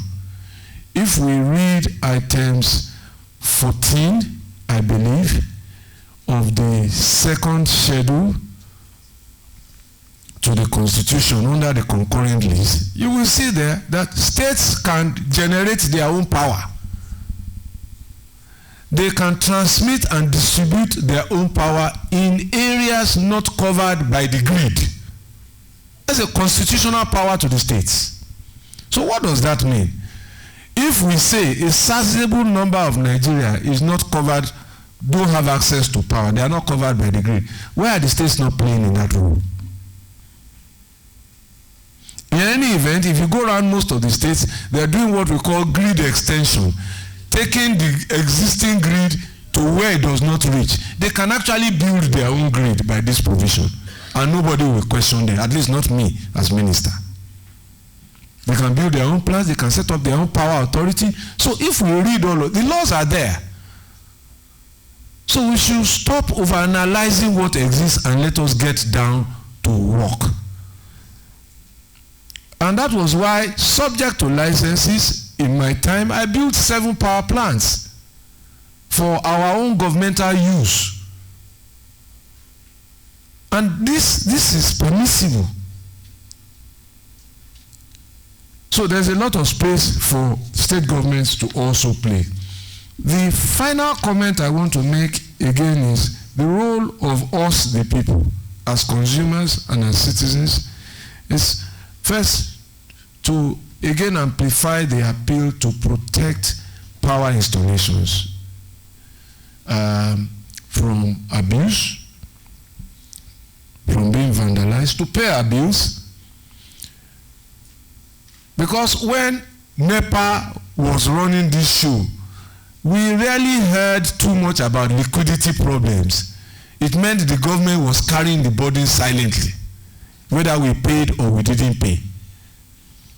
We talked about crazy bills, but they used to happen fewer and far between. Now, excessive billing is a reality of our daily living. So we need to pay bills. Just like we pay for our telephone bills, we need to pay all our utility bills. It's only fair. And we need to be actively in the vanguard to stop energy theft. Some of us are stealing energy, and therefore compelling the discourse to aggregate our liabilities and pass it to those they can identify. That is what some discourse do. So, okay, I can't collect everybody here, but 10 megawatts of power went here, and only 3 people on this table are here. I just share the money amongst them so that I can collect. That's happening. So, but if we keep quiet, it will continue. So we have to address the issue of energy theft. And I say also that a lot of us are also self-generating. And what we see with self-generation is that it is much more expensive than public power. The base cost is roughly about 100 naira per kilowatt hour from what we see. And that is much more than the public tariff. But again, since nothing stops us from using our generators, I think there is nothing that should stop us from converting those generators to more cleaner and more cheaper energy. There is nothing that compels you to take public power. So I can tell my disco, I don't want you anymore. The law doesn't compel me to use them. That is why you can use generators. So instead of using generators, more solar panels on our rooftops, which is where many corporates and all others are going. I have on my rooftop, our offices, we are going to install solar panels, and then we already have the contract. So Abuja Disco is saying, okay, we will buy the excess power. So that is where the world is going, and that is what is happening off-grid, and that is what I see across the country. If you look at rooftops across the country now, you will see increasing footprints of solar panels. So that is a way, again, to wake up all of those who have contracted and who have licenses to perform responsibilities in this sector, to say, everybody, we are challenging you and we are calling you out. So thank you very much.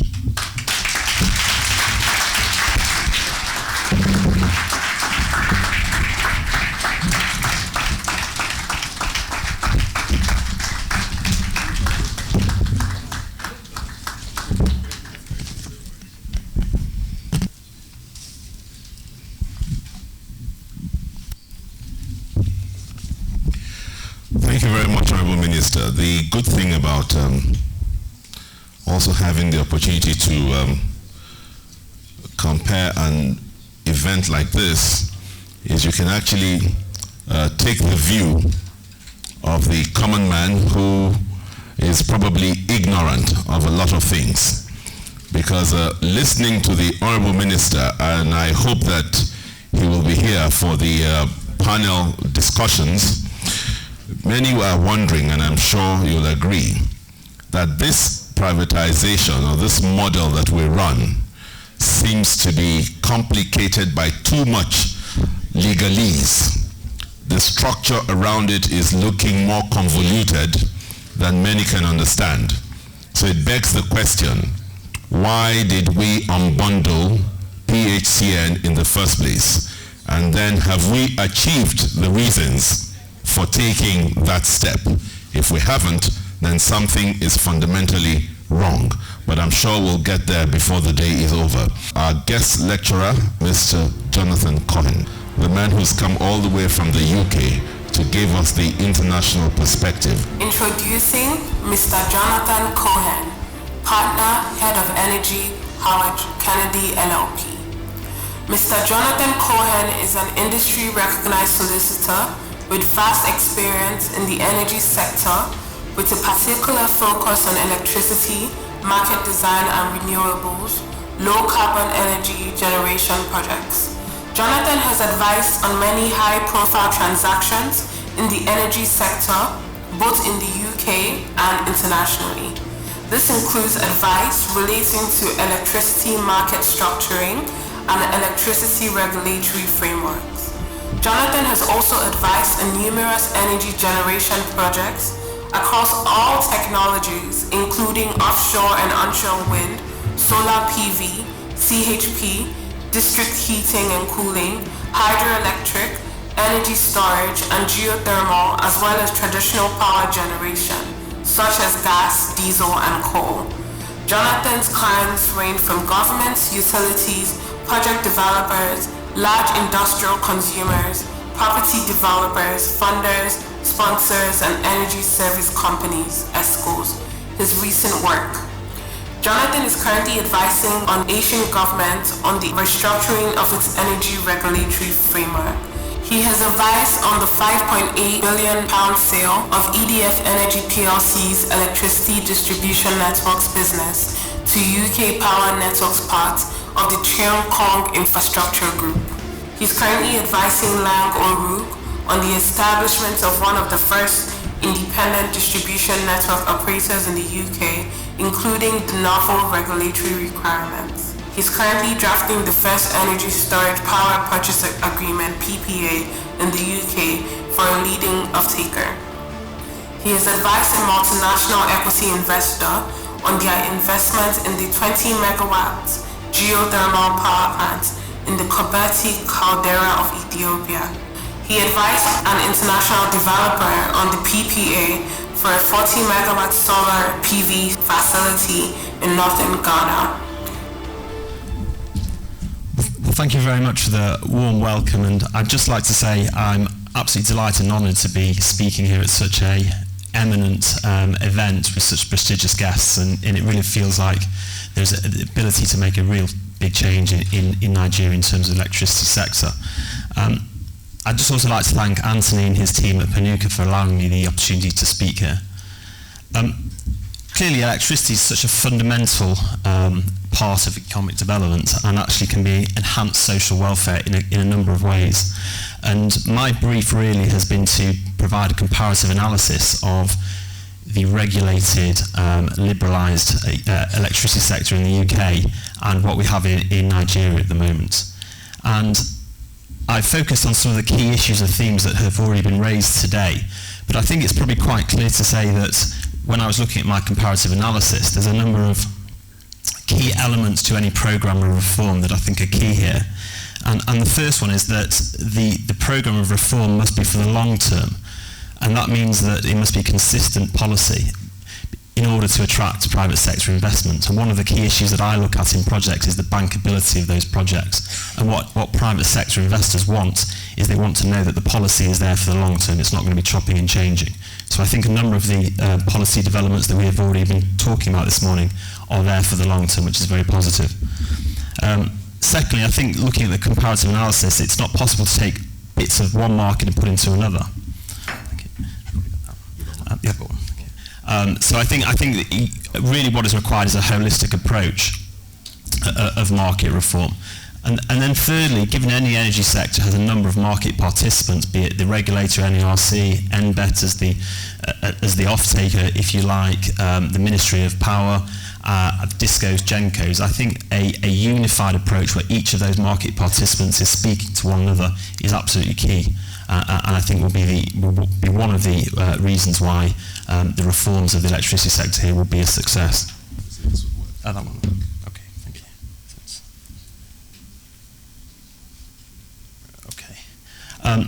Just briefly on the agenda, I'll do a short introduction looking at some of the global energy sector trends that I'm seeing in the market, what I think is the characteristics of a liberalised energy market, using the UK as a model, then looking at the Nigerian electricity sector and some of the fundamental challenges, and then offer some suggested solutions, and then some conclusions. Sorry. Just very quickly, Howard Kennedy is the law firm I work for. It's an international law firm, over 300 people. As you can see there, one of the key sectors is the energy sector. And in the UK and in Europe, there's been a lot of fundamental changes, which I'll come on to. So it's been a busy number of years. We've heard about some of the experience I had in the brief introduction, but I think it's fair to say that the projects that I have dealt with have been looking at implementing a investor-friendly environment in each of the jurisdictions that I work in that can invest in the power sector, generation or infrastructure assets. And I mentioned the word bankable before, but if international lenders and investors want to come into a country and invest in that infrastructure and power generation, it needs to be bankable. And by that I mean providing a long-term framework for investment. So that means the consenting regime, the development regime, the offtake, the financing arrangements. And so that's very much the key, the cornerstone to lots of the projects I've worked on.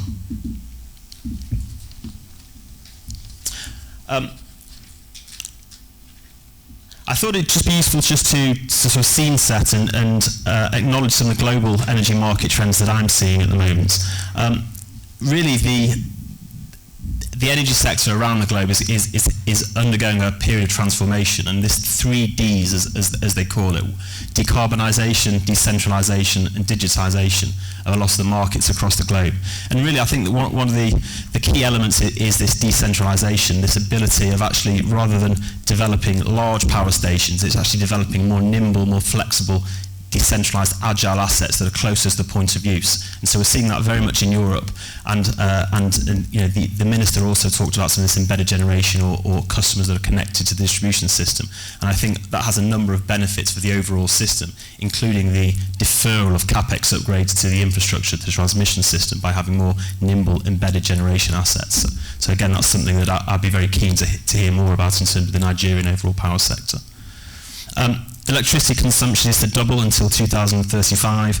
Global decarbonisation, so the ability to implement low carbon or renewable energy sources. Renewable energy is projected to make up 50% of generation by 2035. And really this is down to the price and the grid parity, as we call it, the ability that actually renewable, cleaner assets are cheaper than some of the traditional fossil fuel assets. As I mentioned, a shift towards decentralization, so the generating stations being closer to their point of use. And then we also have a number of disruptive innovation and technological advancements, so things like energy storage, electric vehicles, renewable energy. These are all adding to the generation mix and making it a more cleaner future. Efficiencies again, so that's both energy efficiency, but also efficiencies in the way in which we construct and manage the grid systems around the world. And then finally, the rise of a more interconnected world, so interconnectors between countries, but also within a country being more connected using technological advancements. So just in terms of a scene set, that's some of the things I'm seeing around the globe, and it'd be interesting to see, once we've talked about some of the reforms, whether these are some of the aspirations that we could see, within Nigeria.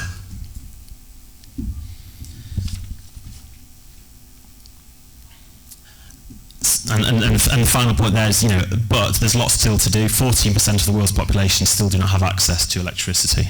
So I think even in sub-Saharan Africa, I think those figures are even higher.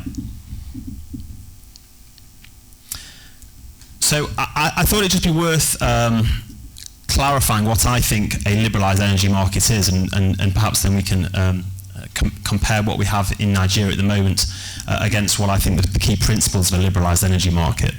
I think the market that I see as a fully functioning, liberalised, competitive market is one where you have monopolised supply has been broken up such that each consumer can select the provider that they would like, resulting in lower prices for each consumer.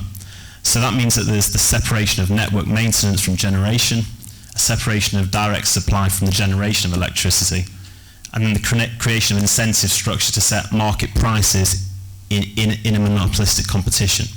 So there is a place for monopolies within an energy sector, but I think they have to be regulated in a certain way. Privatisation of formerly state-owned assets and a market governed by a robust regulatory framework. So I think that there's been a number of changes over the years in Nigeria, the last decade or slightly more, and I think some of those changes have been complying with a lot of what I think a liberalised energy market looks like, but I still think there's work to do, as we've heard about.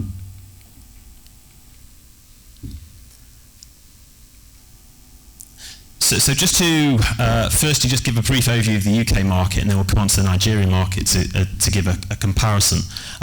It's a privatised market. There's no state ownership or control. Policy or framework is set by government, or the Department of Government, which is Department of Business and Energy and Industrial Strategy. So that's the equivalent of the Ministry of Power and Works and Housing here. The regulator is a private regulator, which is Ofgem, and they grant licenses to generators, distributors, transmission owners and suppliers, and they ensure compliance with the regulations. So very similar to NERC here. So this just gives an overview of the UK market, but really we've come from a position of large fossil fuel power stations such as coal, gas, that have been connected to the transmission system. And where the UK market differs is that the structure in the UK market is typically there'll be a generator that will connect to the transmission network. That transmission network will then connect to the distribution network, and then the distributor will then allow the suppliers to take the power and supply to the end customer. Now clearly that's a different model to what we have in Nigeria, whereby we have the transmission network, the discos, who then buy and sell the power to the end customer. And one of the solutions that we may want to think about is actually separating out the retail function of the discos in Nigeria from the actual operation and maintenance of the network. So again, the transmission network in the UK, the primary owner in England is National Grid, and they own and operate the high voltage network, and they are a monopoly. And one of their duty is to balance the supply and demand on the grid. So that means that there shouldn't be any imbalances on the grid, and if there are imbalances, they have the ability to claw back some of those imbalanced payments from whoever is long or short, be that the generators or the suppliers, retailers. And the point here I really want to mention is that they are a monopoly, but they are regulated heavily by Ofgem, the regulator, the equivalent of NERC. And they have what is called a cost plus regulation, whereby in order to protect the end consumers, because they can't choose who their transmission network operator is, the regulator allows them this allowable revenue whereby they can get their costs back and then and a certain amount of profit, so that they can't abuse their position as a monopoly provider and charge what they want. And so one of the solutions I will come to is in terms of TCN and going forward, whether that may be structured slightly differently going forward, privatised. Actually, it requires a robust regulator there in order to regulate that monopoly element. Again, distribution networks, we have a number of distribution networks within the UK, all at the lower voltage level, so they will supply from the transmission networks to the end customers. Again, they're heavily regulated. Within each area, they are monopolies again, and similar to the transmission network operators, they have allowable revenues, so they can only charge a ceiling to each customers. Again, this is to protect the end customers because they don't have a choice in their distribution network operators. Interestingly, you can have networks within networks, and I understand in Nigeria there's been a recent consultation by the NERC around independent electricity distribution networks. And again, competition within networks may be something that can facilitate better payments going forward. So the key difference between the UK market and the Nigerian market is that we have an element or a layer of retail or supply, and that's not the case here. And suppliers really, these are high volume businesses where they supply power from their networks to the end customers. So at my home, I have a contract with a supplier. However, I'm free to choose whoever I want as my supplier. And suppliers don't have any regulation about what they can charge. So it's very much a competitive market, and I can switch as much as I want. The choices I have are around things like who is the cheapest, also whether a supplier can give me green power to my home. But it's very much a competitive market, where you have a wholesale electricity market, suppliers buy electricity in bulk from competing electricity generators, or other suppliers, and we have this retail market, which is, as I said, a competitive market, which enables customers to contract with any one of these competing electricity suppliers. The market is dominated by big 6 suppliers, but there are smaller suppliers as well. And what this really means is it means that I have the power to take whatever power out from whoever I want and actually achieve the best price I can. And I should say it's the electricity suppliers as well in the UK that provide the meters. And there's no getting around having a meter in the UK, and they're introducing a regime, what we call smart meters, which are real-time meters which show they track the actual consumption of each property. Final slide a couple of slides on the UK. I think it's really worth just saying why is any of this important? Why is it important we have a liberalised, competitive, regulated market? Well, actually, the key thing, and one of my key messages today, is actually, well, what it can do for the economy. And I mentioned earlier, actually, it really creates, it's one of the key sort of cornerstones of economy is having security of supply and power that is there for the long term. And I think, just to give you some numbers, actually the energy sector in the UK created 83.7 billion in economic activity during 2017. It delivered 12.6 billion in investments during that same year, and actually more importantly, it supported nearly 700,000 jobs across the UK, which is equivalent to just under one in 50 jobs. And so I think I can't underestimate the scale of getting the issues right in Nigeria in what it can do in terms of the Nigerian economy, and that could elevate the Nigerian economy into one of the big economic superpowers, not only in Africa but also globally. So I think absolutely, this topic is absolutely the right one to be talked about, because it can really transform the overall economy. So I think it's a very important subject to be discussed today. And then final slide on the UK is renewable energy in the UK, and actually we've seen the UK energy mix over the last few years completely transform. As I said, it used to be coal and gas, and now renewables is nearly reaching the same level as fossil fuels. And I think by 2025, renewables will have overtaken, and that's due to a number of factors. One being we have a legislative regime to do that, but also the fact is that renewables are becoming cheaper. And I'll look at some of the issues around embedded generation and distributed generation shortly, and how Nigeria can take advantage of some of those. So when I was looking at my comparative analysis, the Nigerian electricity market transition, I mean, I have to say I've studied a number of markets over the years, and I don't think I've seen a market that has transformed as much as the Nigerian market over the past decade or slightly more since the 2005 legislation. And I think that is, in itself, has been remarkable, and some of the changes implemented, and we've heard about already this morning, have been absolutely fantastic.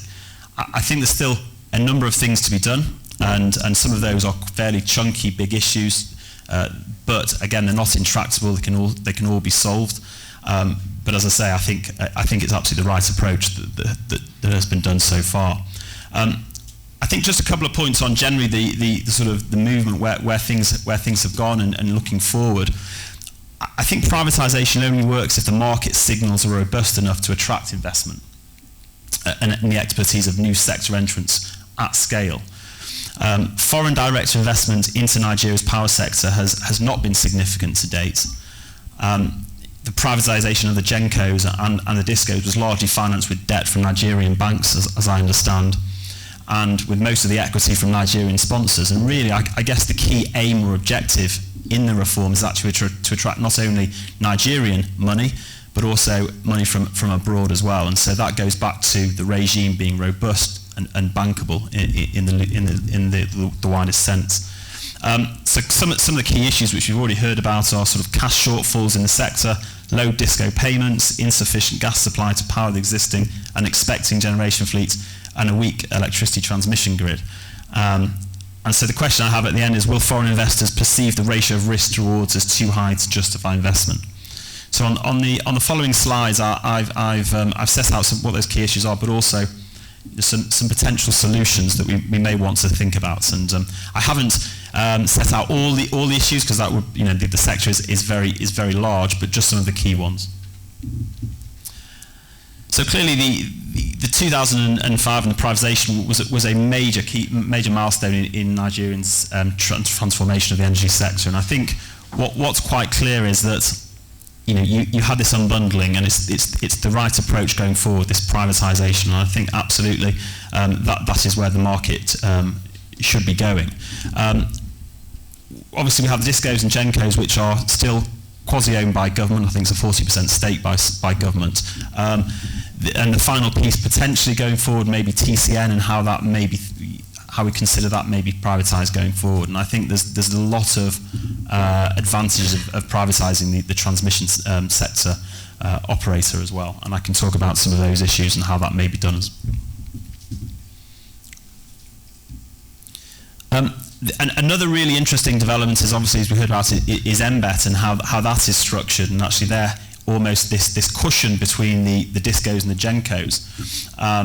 And really, as we see there, they are the bulk trader. They buy and sell the power, buy from the DISCOs buy from the generators and then sell to DISCOs under those vesting contracts. I think the eligible customer regulation, which seeks to bypass the DISCOs almost, which we just heard about from the minister, I think that's a very interesting development at law here, in terms of if you consume over 2 megawatts, I think it's per month, you're able to directly contract with with the GenCo, and I think that's a development that is probably quite welcome. And I think, again, we'll see in a minute, but the aspiration is to actually have these bilateral contracts between GenCo and DISCO without the need for a safety cushion, if you like, of MBET. But as I understand it, MBET is around as long as the DISCOs aren't self-sufficient, i.e. as long as they can't stand on their own 2 feet in terms of being bill payment and being viable in that sense. But I think it's a very, very interesting model and the right one for the sector here. So a lot of this is going over what I said already, but I think probably the interesting bit is at the end, the future. How do we get there? The privately owned GenCos, DISCOs, and those bilateral contracts. And the rest of my talk is going to be looking at ways or solutions in which we can get there, and some of the key issues in the sector are mitigated and the risks are mitigated. So the first challenge, we've heard about it a number of times this morning, is illiquidity, and I think that's probably the key challenge. And obviously the GenCo's financial constraints are a result of poor remittance from the discos, which leads to a number of repercussions, but one is the inability to pay for gas supplies at low generation levels. And so this really is fundamental to the overall market design and should be looked at very closely. I think, as I mentioned on the screen there, there's 11 discos indebted to MBET for that 778.7 billion. This payment assurance guarantee that's the number that was discussed earlier. And I think really you look at some of those figures there, where some of the sort of the worst performing discos actually having 9% and 10% invoice payment. And clearly, for a market, this cannot carry on. These are, these are commercial ventures that at those levels of non-payment, it really is fundamental to the overall growth of the sector, but also the economy, that these companies are able to pay that back. And there's a number of potential solutions there. And really, I think one of my solutions to this illiquidity or liquidity crisis is at the disco end. And actually we look at how they could be perhaps structured better. And I know that from speaking to a number of discos in the industry here, actually one of their concerns is that they, even if they were to collect all the cash from their customers, be it residential or commercial customers, because of the nature of the tariff or the level of tariffs, they still wouldn't have enough money to cover their costs.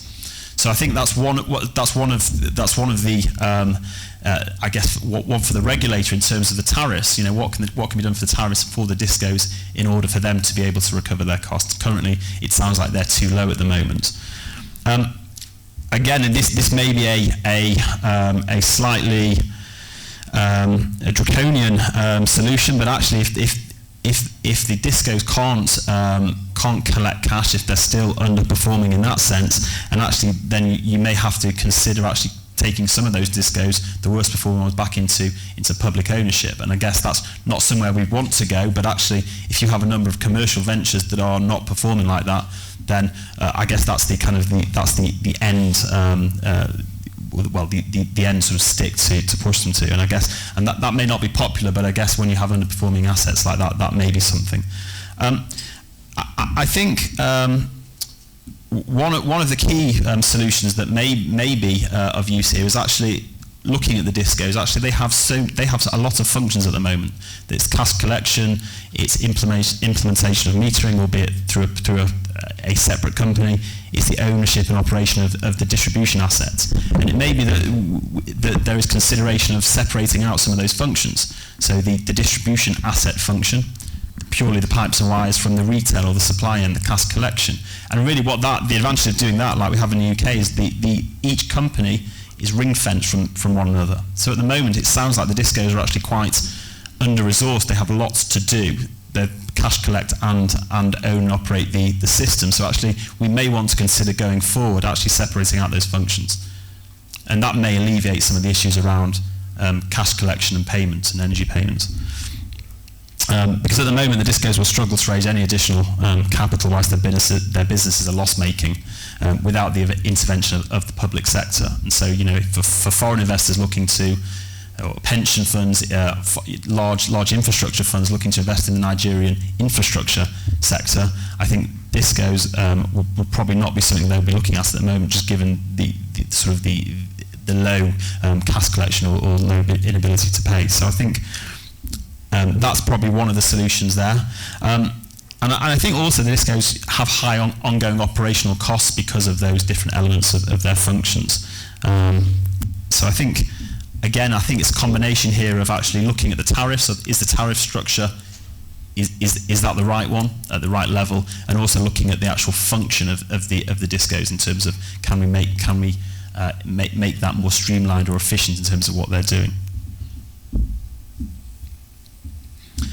So again, the second key issue that I've seen in my analysis is actually the infrastructure itself, and really I'm focusing probably on the transmission sector, but also it can be the distribution function. And I saw some reports that the TCN estimated that about $9 billion of investment is required to provide new transmission infrastructure that is fit for purpose. And clearly one of the issues that we see in the sector at the moment is that you have all these generating stations, but they can't deploy the electricity onto the transmission system because of these inherent problems. So I think, again, so improving the infrastructure is key. I think from a transmission sector perspective, I think private sectors to participate in the transmission sector will be key going forward. So a privatisation of TCN at some point. And again, really, that will be key, because actually, going back to the regulation, if you have a strong, robust regulatory framework that will regulate that monopoly provider, who will be maybe private sector owned in the future, I think that will allow lots of efficiencies, but also a clear roadmap going forward for investment. I mentioned distributed generation, so generation connected to the distribution system. Again, that has a number of advantages, as I'll come on to, including reducing transmission losses, and actually being able to size a generating station more appropriately for its consumers. But it also has another advantage of actually deferring any transmission network upgrades. So actually, if you have generating stations connected to the distribution system, that means the need for CapEx reinforcements of the transmission system isn't required. So I think that's another area to be considered. And potentially, whilst privatisation of this transmission network it isn't done, maybe we could look at clear public-private partnership programme for the transmission sector, where specific new transmission lines are competitively awarded to transmission construction companies or infrastructure investors on a time-based or time-bound concessionary basis, with clear return thresholds. And again, these are some of the things we've seen in other countries as well. But until then, I think it really falls to the federal government to oversee, procure investment into the transmission and gas supply network infrastructure. And then also the gas supply will need to be improved, and the cost of gas must also be allowed to gradually escalate towards a more cost-reflective price. One of the other things I learnt from my trip here is actually the transmission company and the DISCOs, even the GENCOs, they're awarded licenses by the regulator, NERC. And those licenses are awarded on a time basis for 10 years, as I understand it. In the UK, the regulator awards licenses for perpetuity, and you only lose your licenses if you breach the license conditions. Perhaps another element we may want to consider here is actually having those licenses for perpetuity. Again, that will provide investors certainty that company will have a license for the long term, unless obviously it contravenes its license. But I think that will give more certainty for investors into the sector.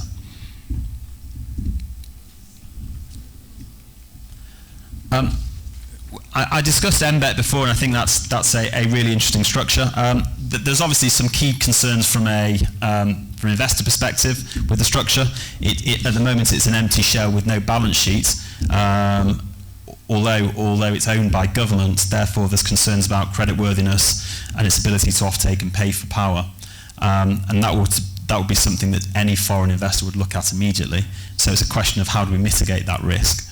So I guess, MBET to be properly capitalised and supported financially by the FGN in ensuring that payments are made to GENCOs on time and in full. Obviously, liquidity and credit support to be provided for the benefit of the GENCOs, and I guess the credibility of offtake and lowering payment risk are key to ultimately reducing the price of power. If you're pricing in, credit-worthy risk, then the price of power will go up. One of the comments I made is that there seems to be a real rush to enter into this bilateral market, but actually I think the structure we have at the moment with MBET between GENCOs and DISCOs, I think probably works quite well for the time being. So GENCOs depend directly on revenue raising of the individual DISCOs for payment rather than selling their power to MBET without that sort of retail exposure. So as I mentioned at the bottom there, I think the MBET model should be retained until the DISCOs are profitable in the sense of cash collection and represent an acceptable credit risk for the GENCOs.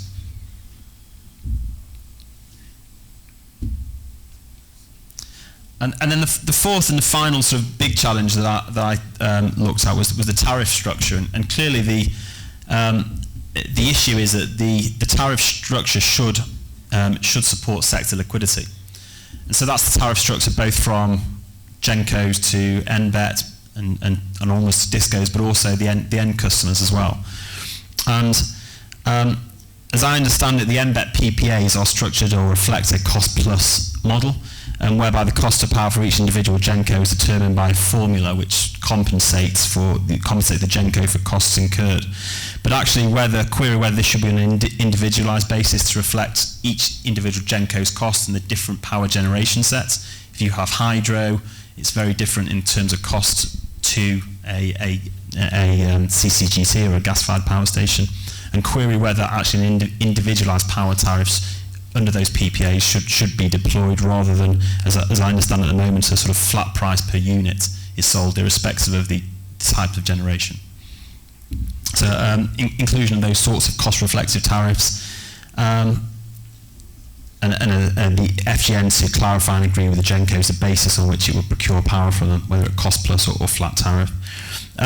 There's obviously, we heard about the issue with tariffs being fully denominated Naira, again for foreign exchange risk to lie perhaps with the public sector there to attract foreign investment in the absence of a functioning US dollar Naira hedging market. So again, that's something to consider in terms of the overall, structure. I think at the customer end, we've heard about the multi-year tariff order, and as I understand it, the multi-year tariff order 2.1 is now in place. And the idea is there's to be reviews every 5 years, cost-reflective tariffs for end users. As I understand it in the market, there's concerns whether those reviews will happen as discussed. So again, it's adhering to the rules and regulations that have been put in place.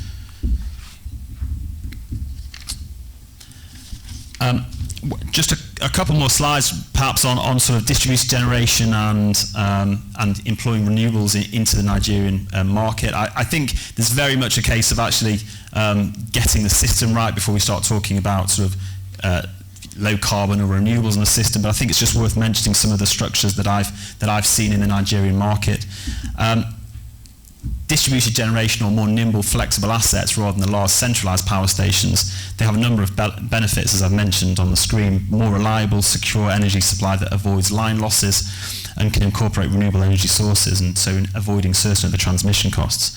And it seems that there's 4 structures being deployed at the moment, albeit there's different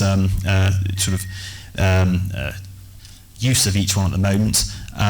Captive generation, where a generation exceeds 1 megawatt for consumption by the generator, but it's not sold to a third party. I understand the license is required over 1 megawatt.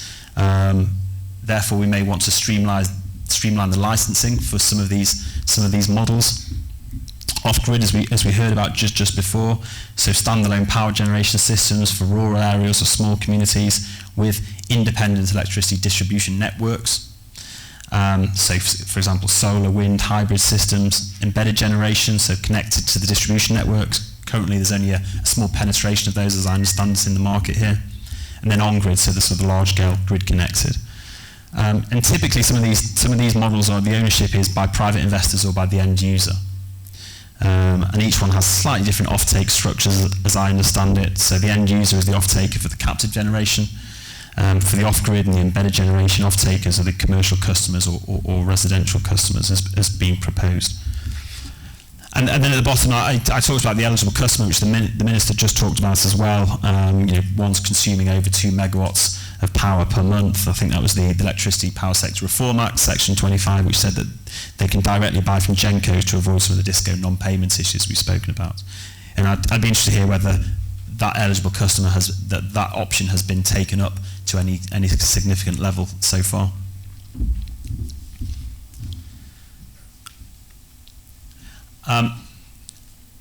Final couple of slides, embedded generation renewables. I think in order to implement some of these newer forms or structures, I think there needs to be created an investor-friendly environment for embedded generation renewable solutions, which allow for government support, tax incentives, and reliefs to encourage investments. And actually, there's been a number of examples of these sorts of efforts that have been promoted and enacted within law. The National Renewable Energy and Energy Efficiency Policy for the electricity sector, which allows tax incentives for manufacturers of clean technologies.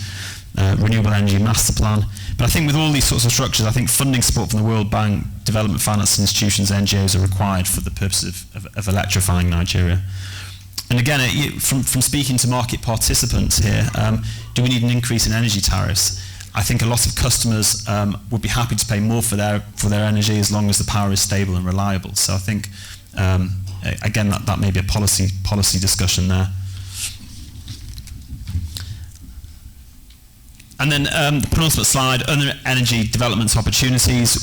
We heard about the Rural Electrification Agency mini-grids, so the REA is promoting new projects and encouraging private sector involvement. I think the meter regulations we've just heard about, the meter asset provider regulations 2018, I think was in force in April last year, aims to encourage the development of independent and competitive metering services to eliminate estimated billing practices and attract private sector investment to metering services, enhancing revenue assurance and improving customer service, this introduction of a meter asset provider. And I guess one of this seems to me to be quite a positive and welcome development, and it may be moving towards that separation of retail functions that I alluded to earlier.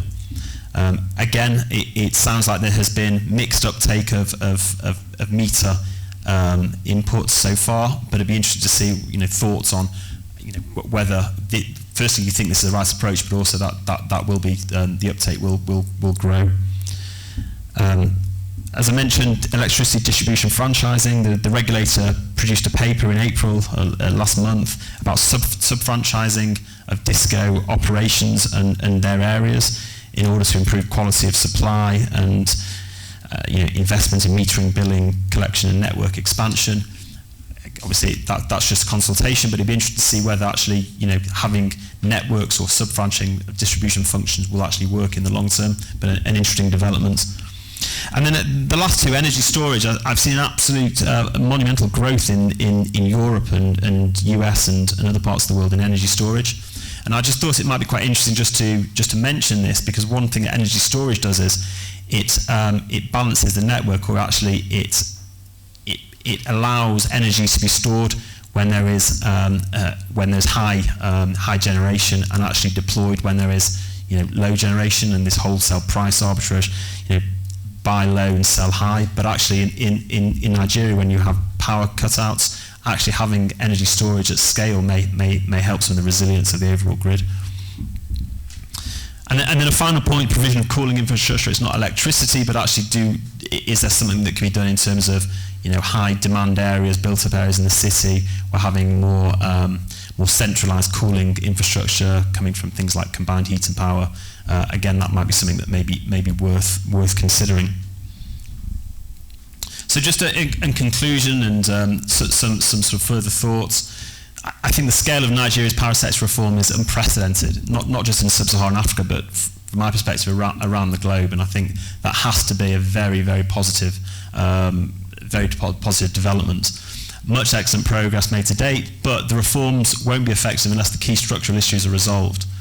Many opportunities in off-grid power solutions to supplement but not replace the national grid. There's always going to be the need for a national grid. And it's critical that the development of Nigeria's power sector is integrated and collaborative. I think bringing together all the different market participants in forums whereby they can discuss the issues, I think it is only a positive for the sector. I think one of the things that we've seen in the UK is where the market participants are acting in silos and actually not speaking to each other, and I think that for the development of the overall system, I think that's not helpful at all, and it sounds like there are discussions going on here. So I think that's all I had to say. It's a quick canter through, but hopefully that was useful, and as I said, I'm honoured to be here and happy to discuss any of the things I've said afterwards.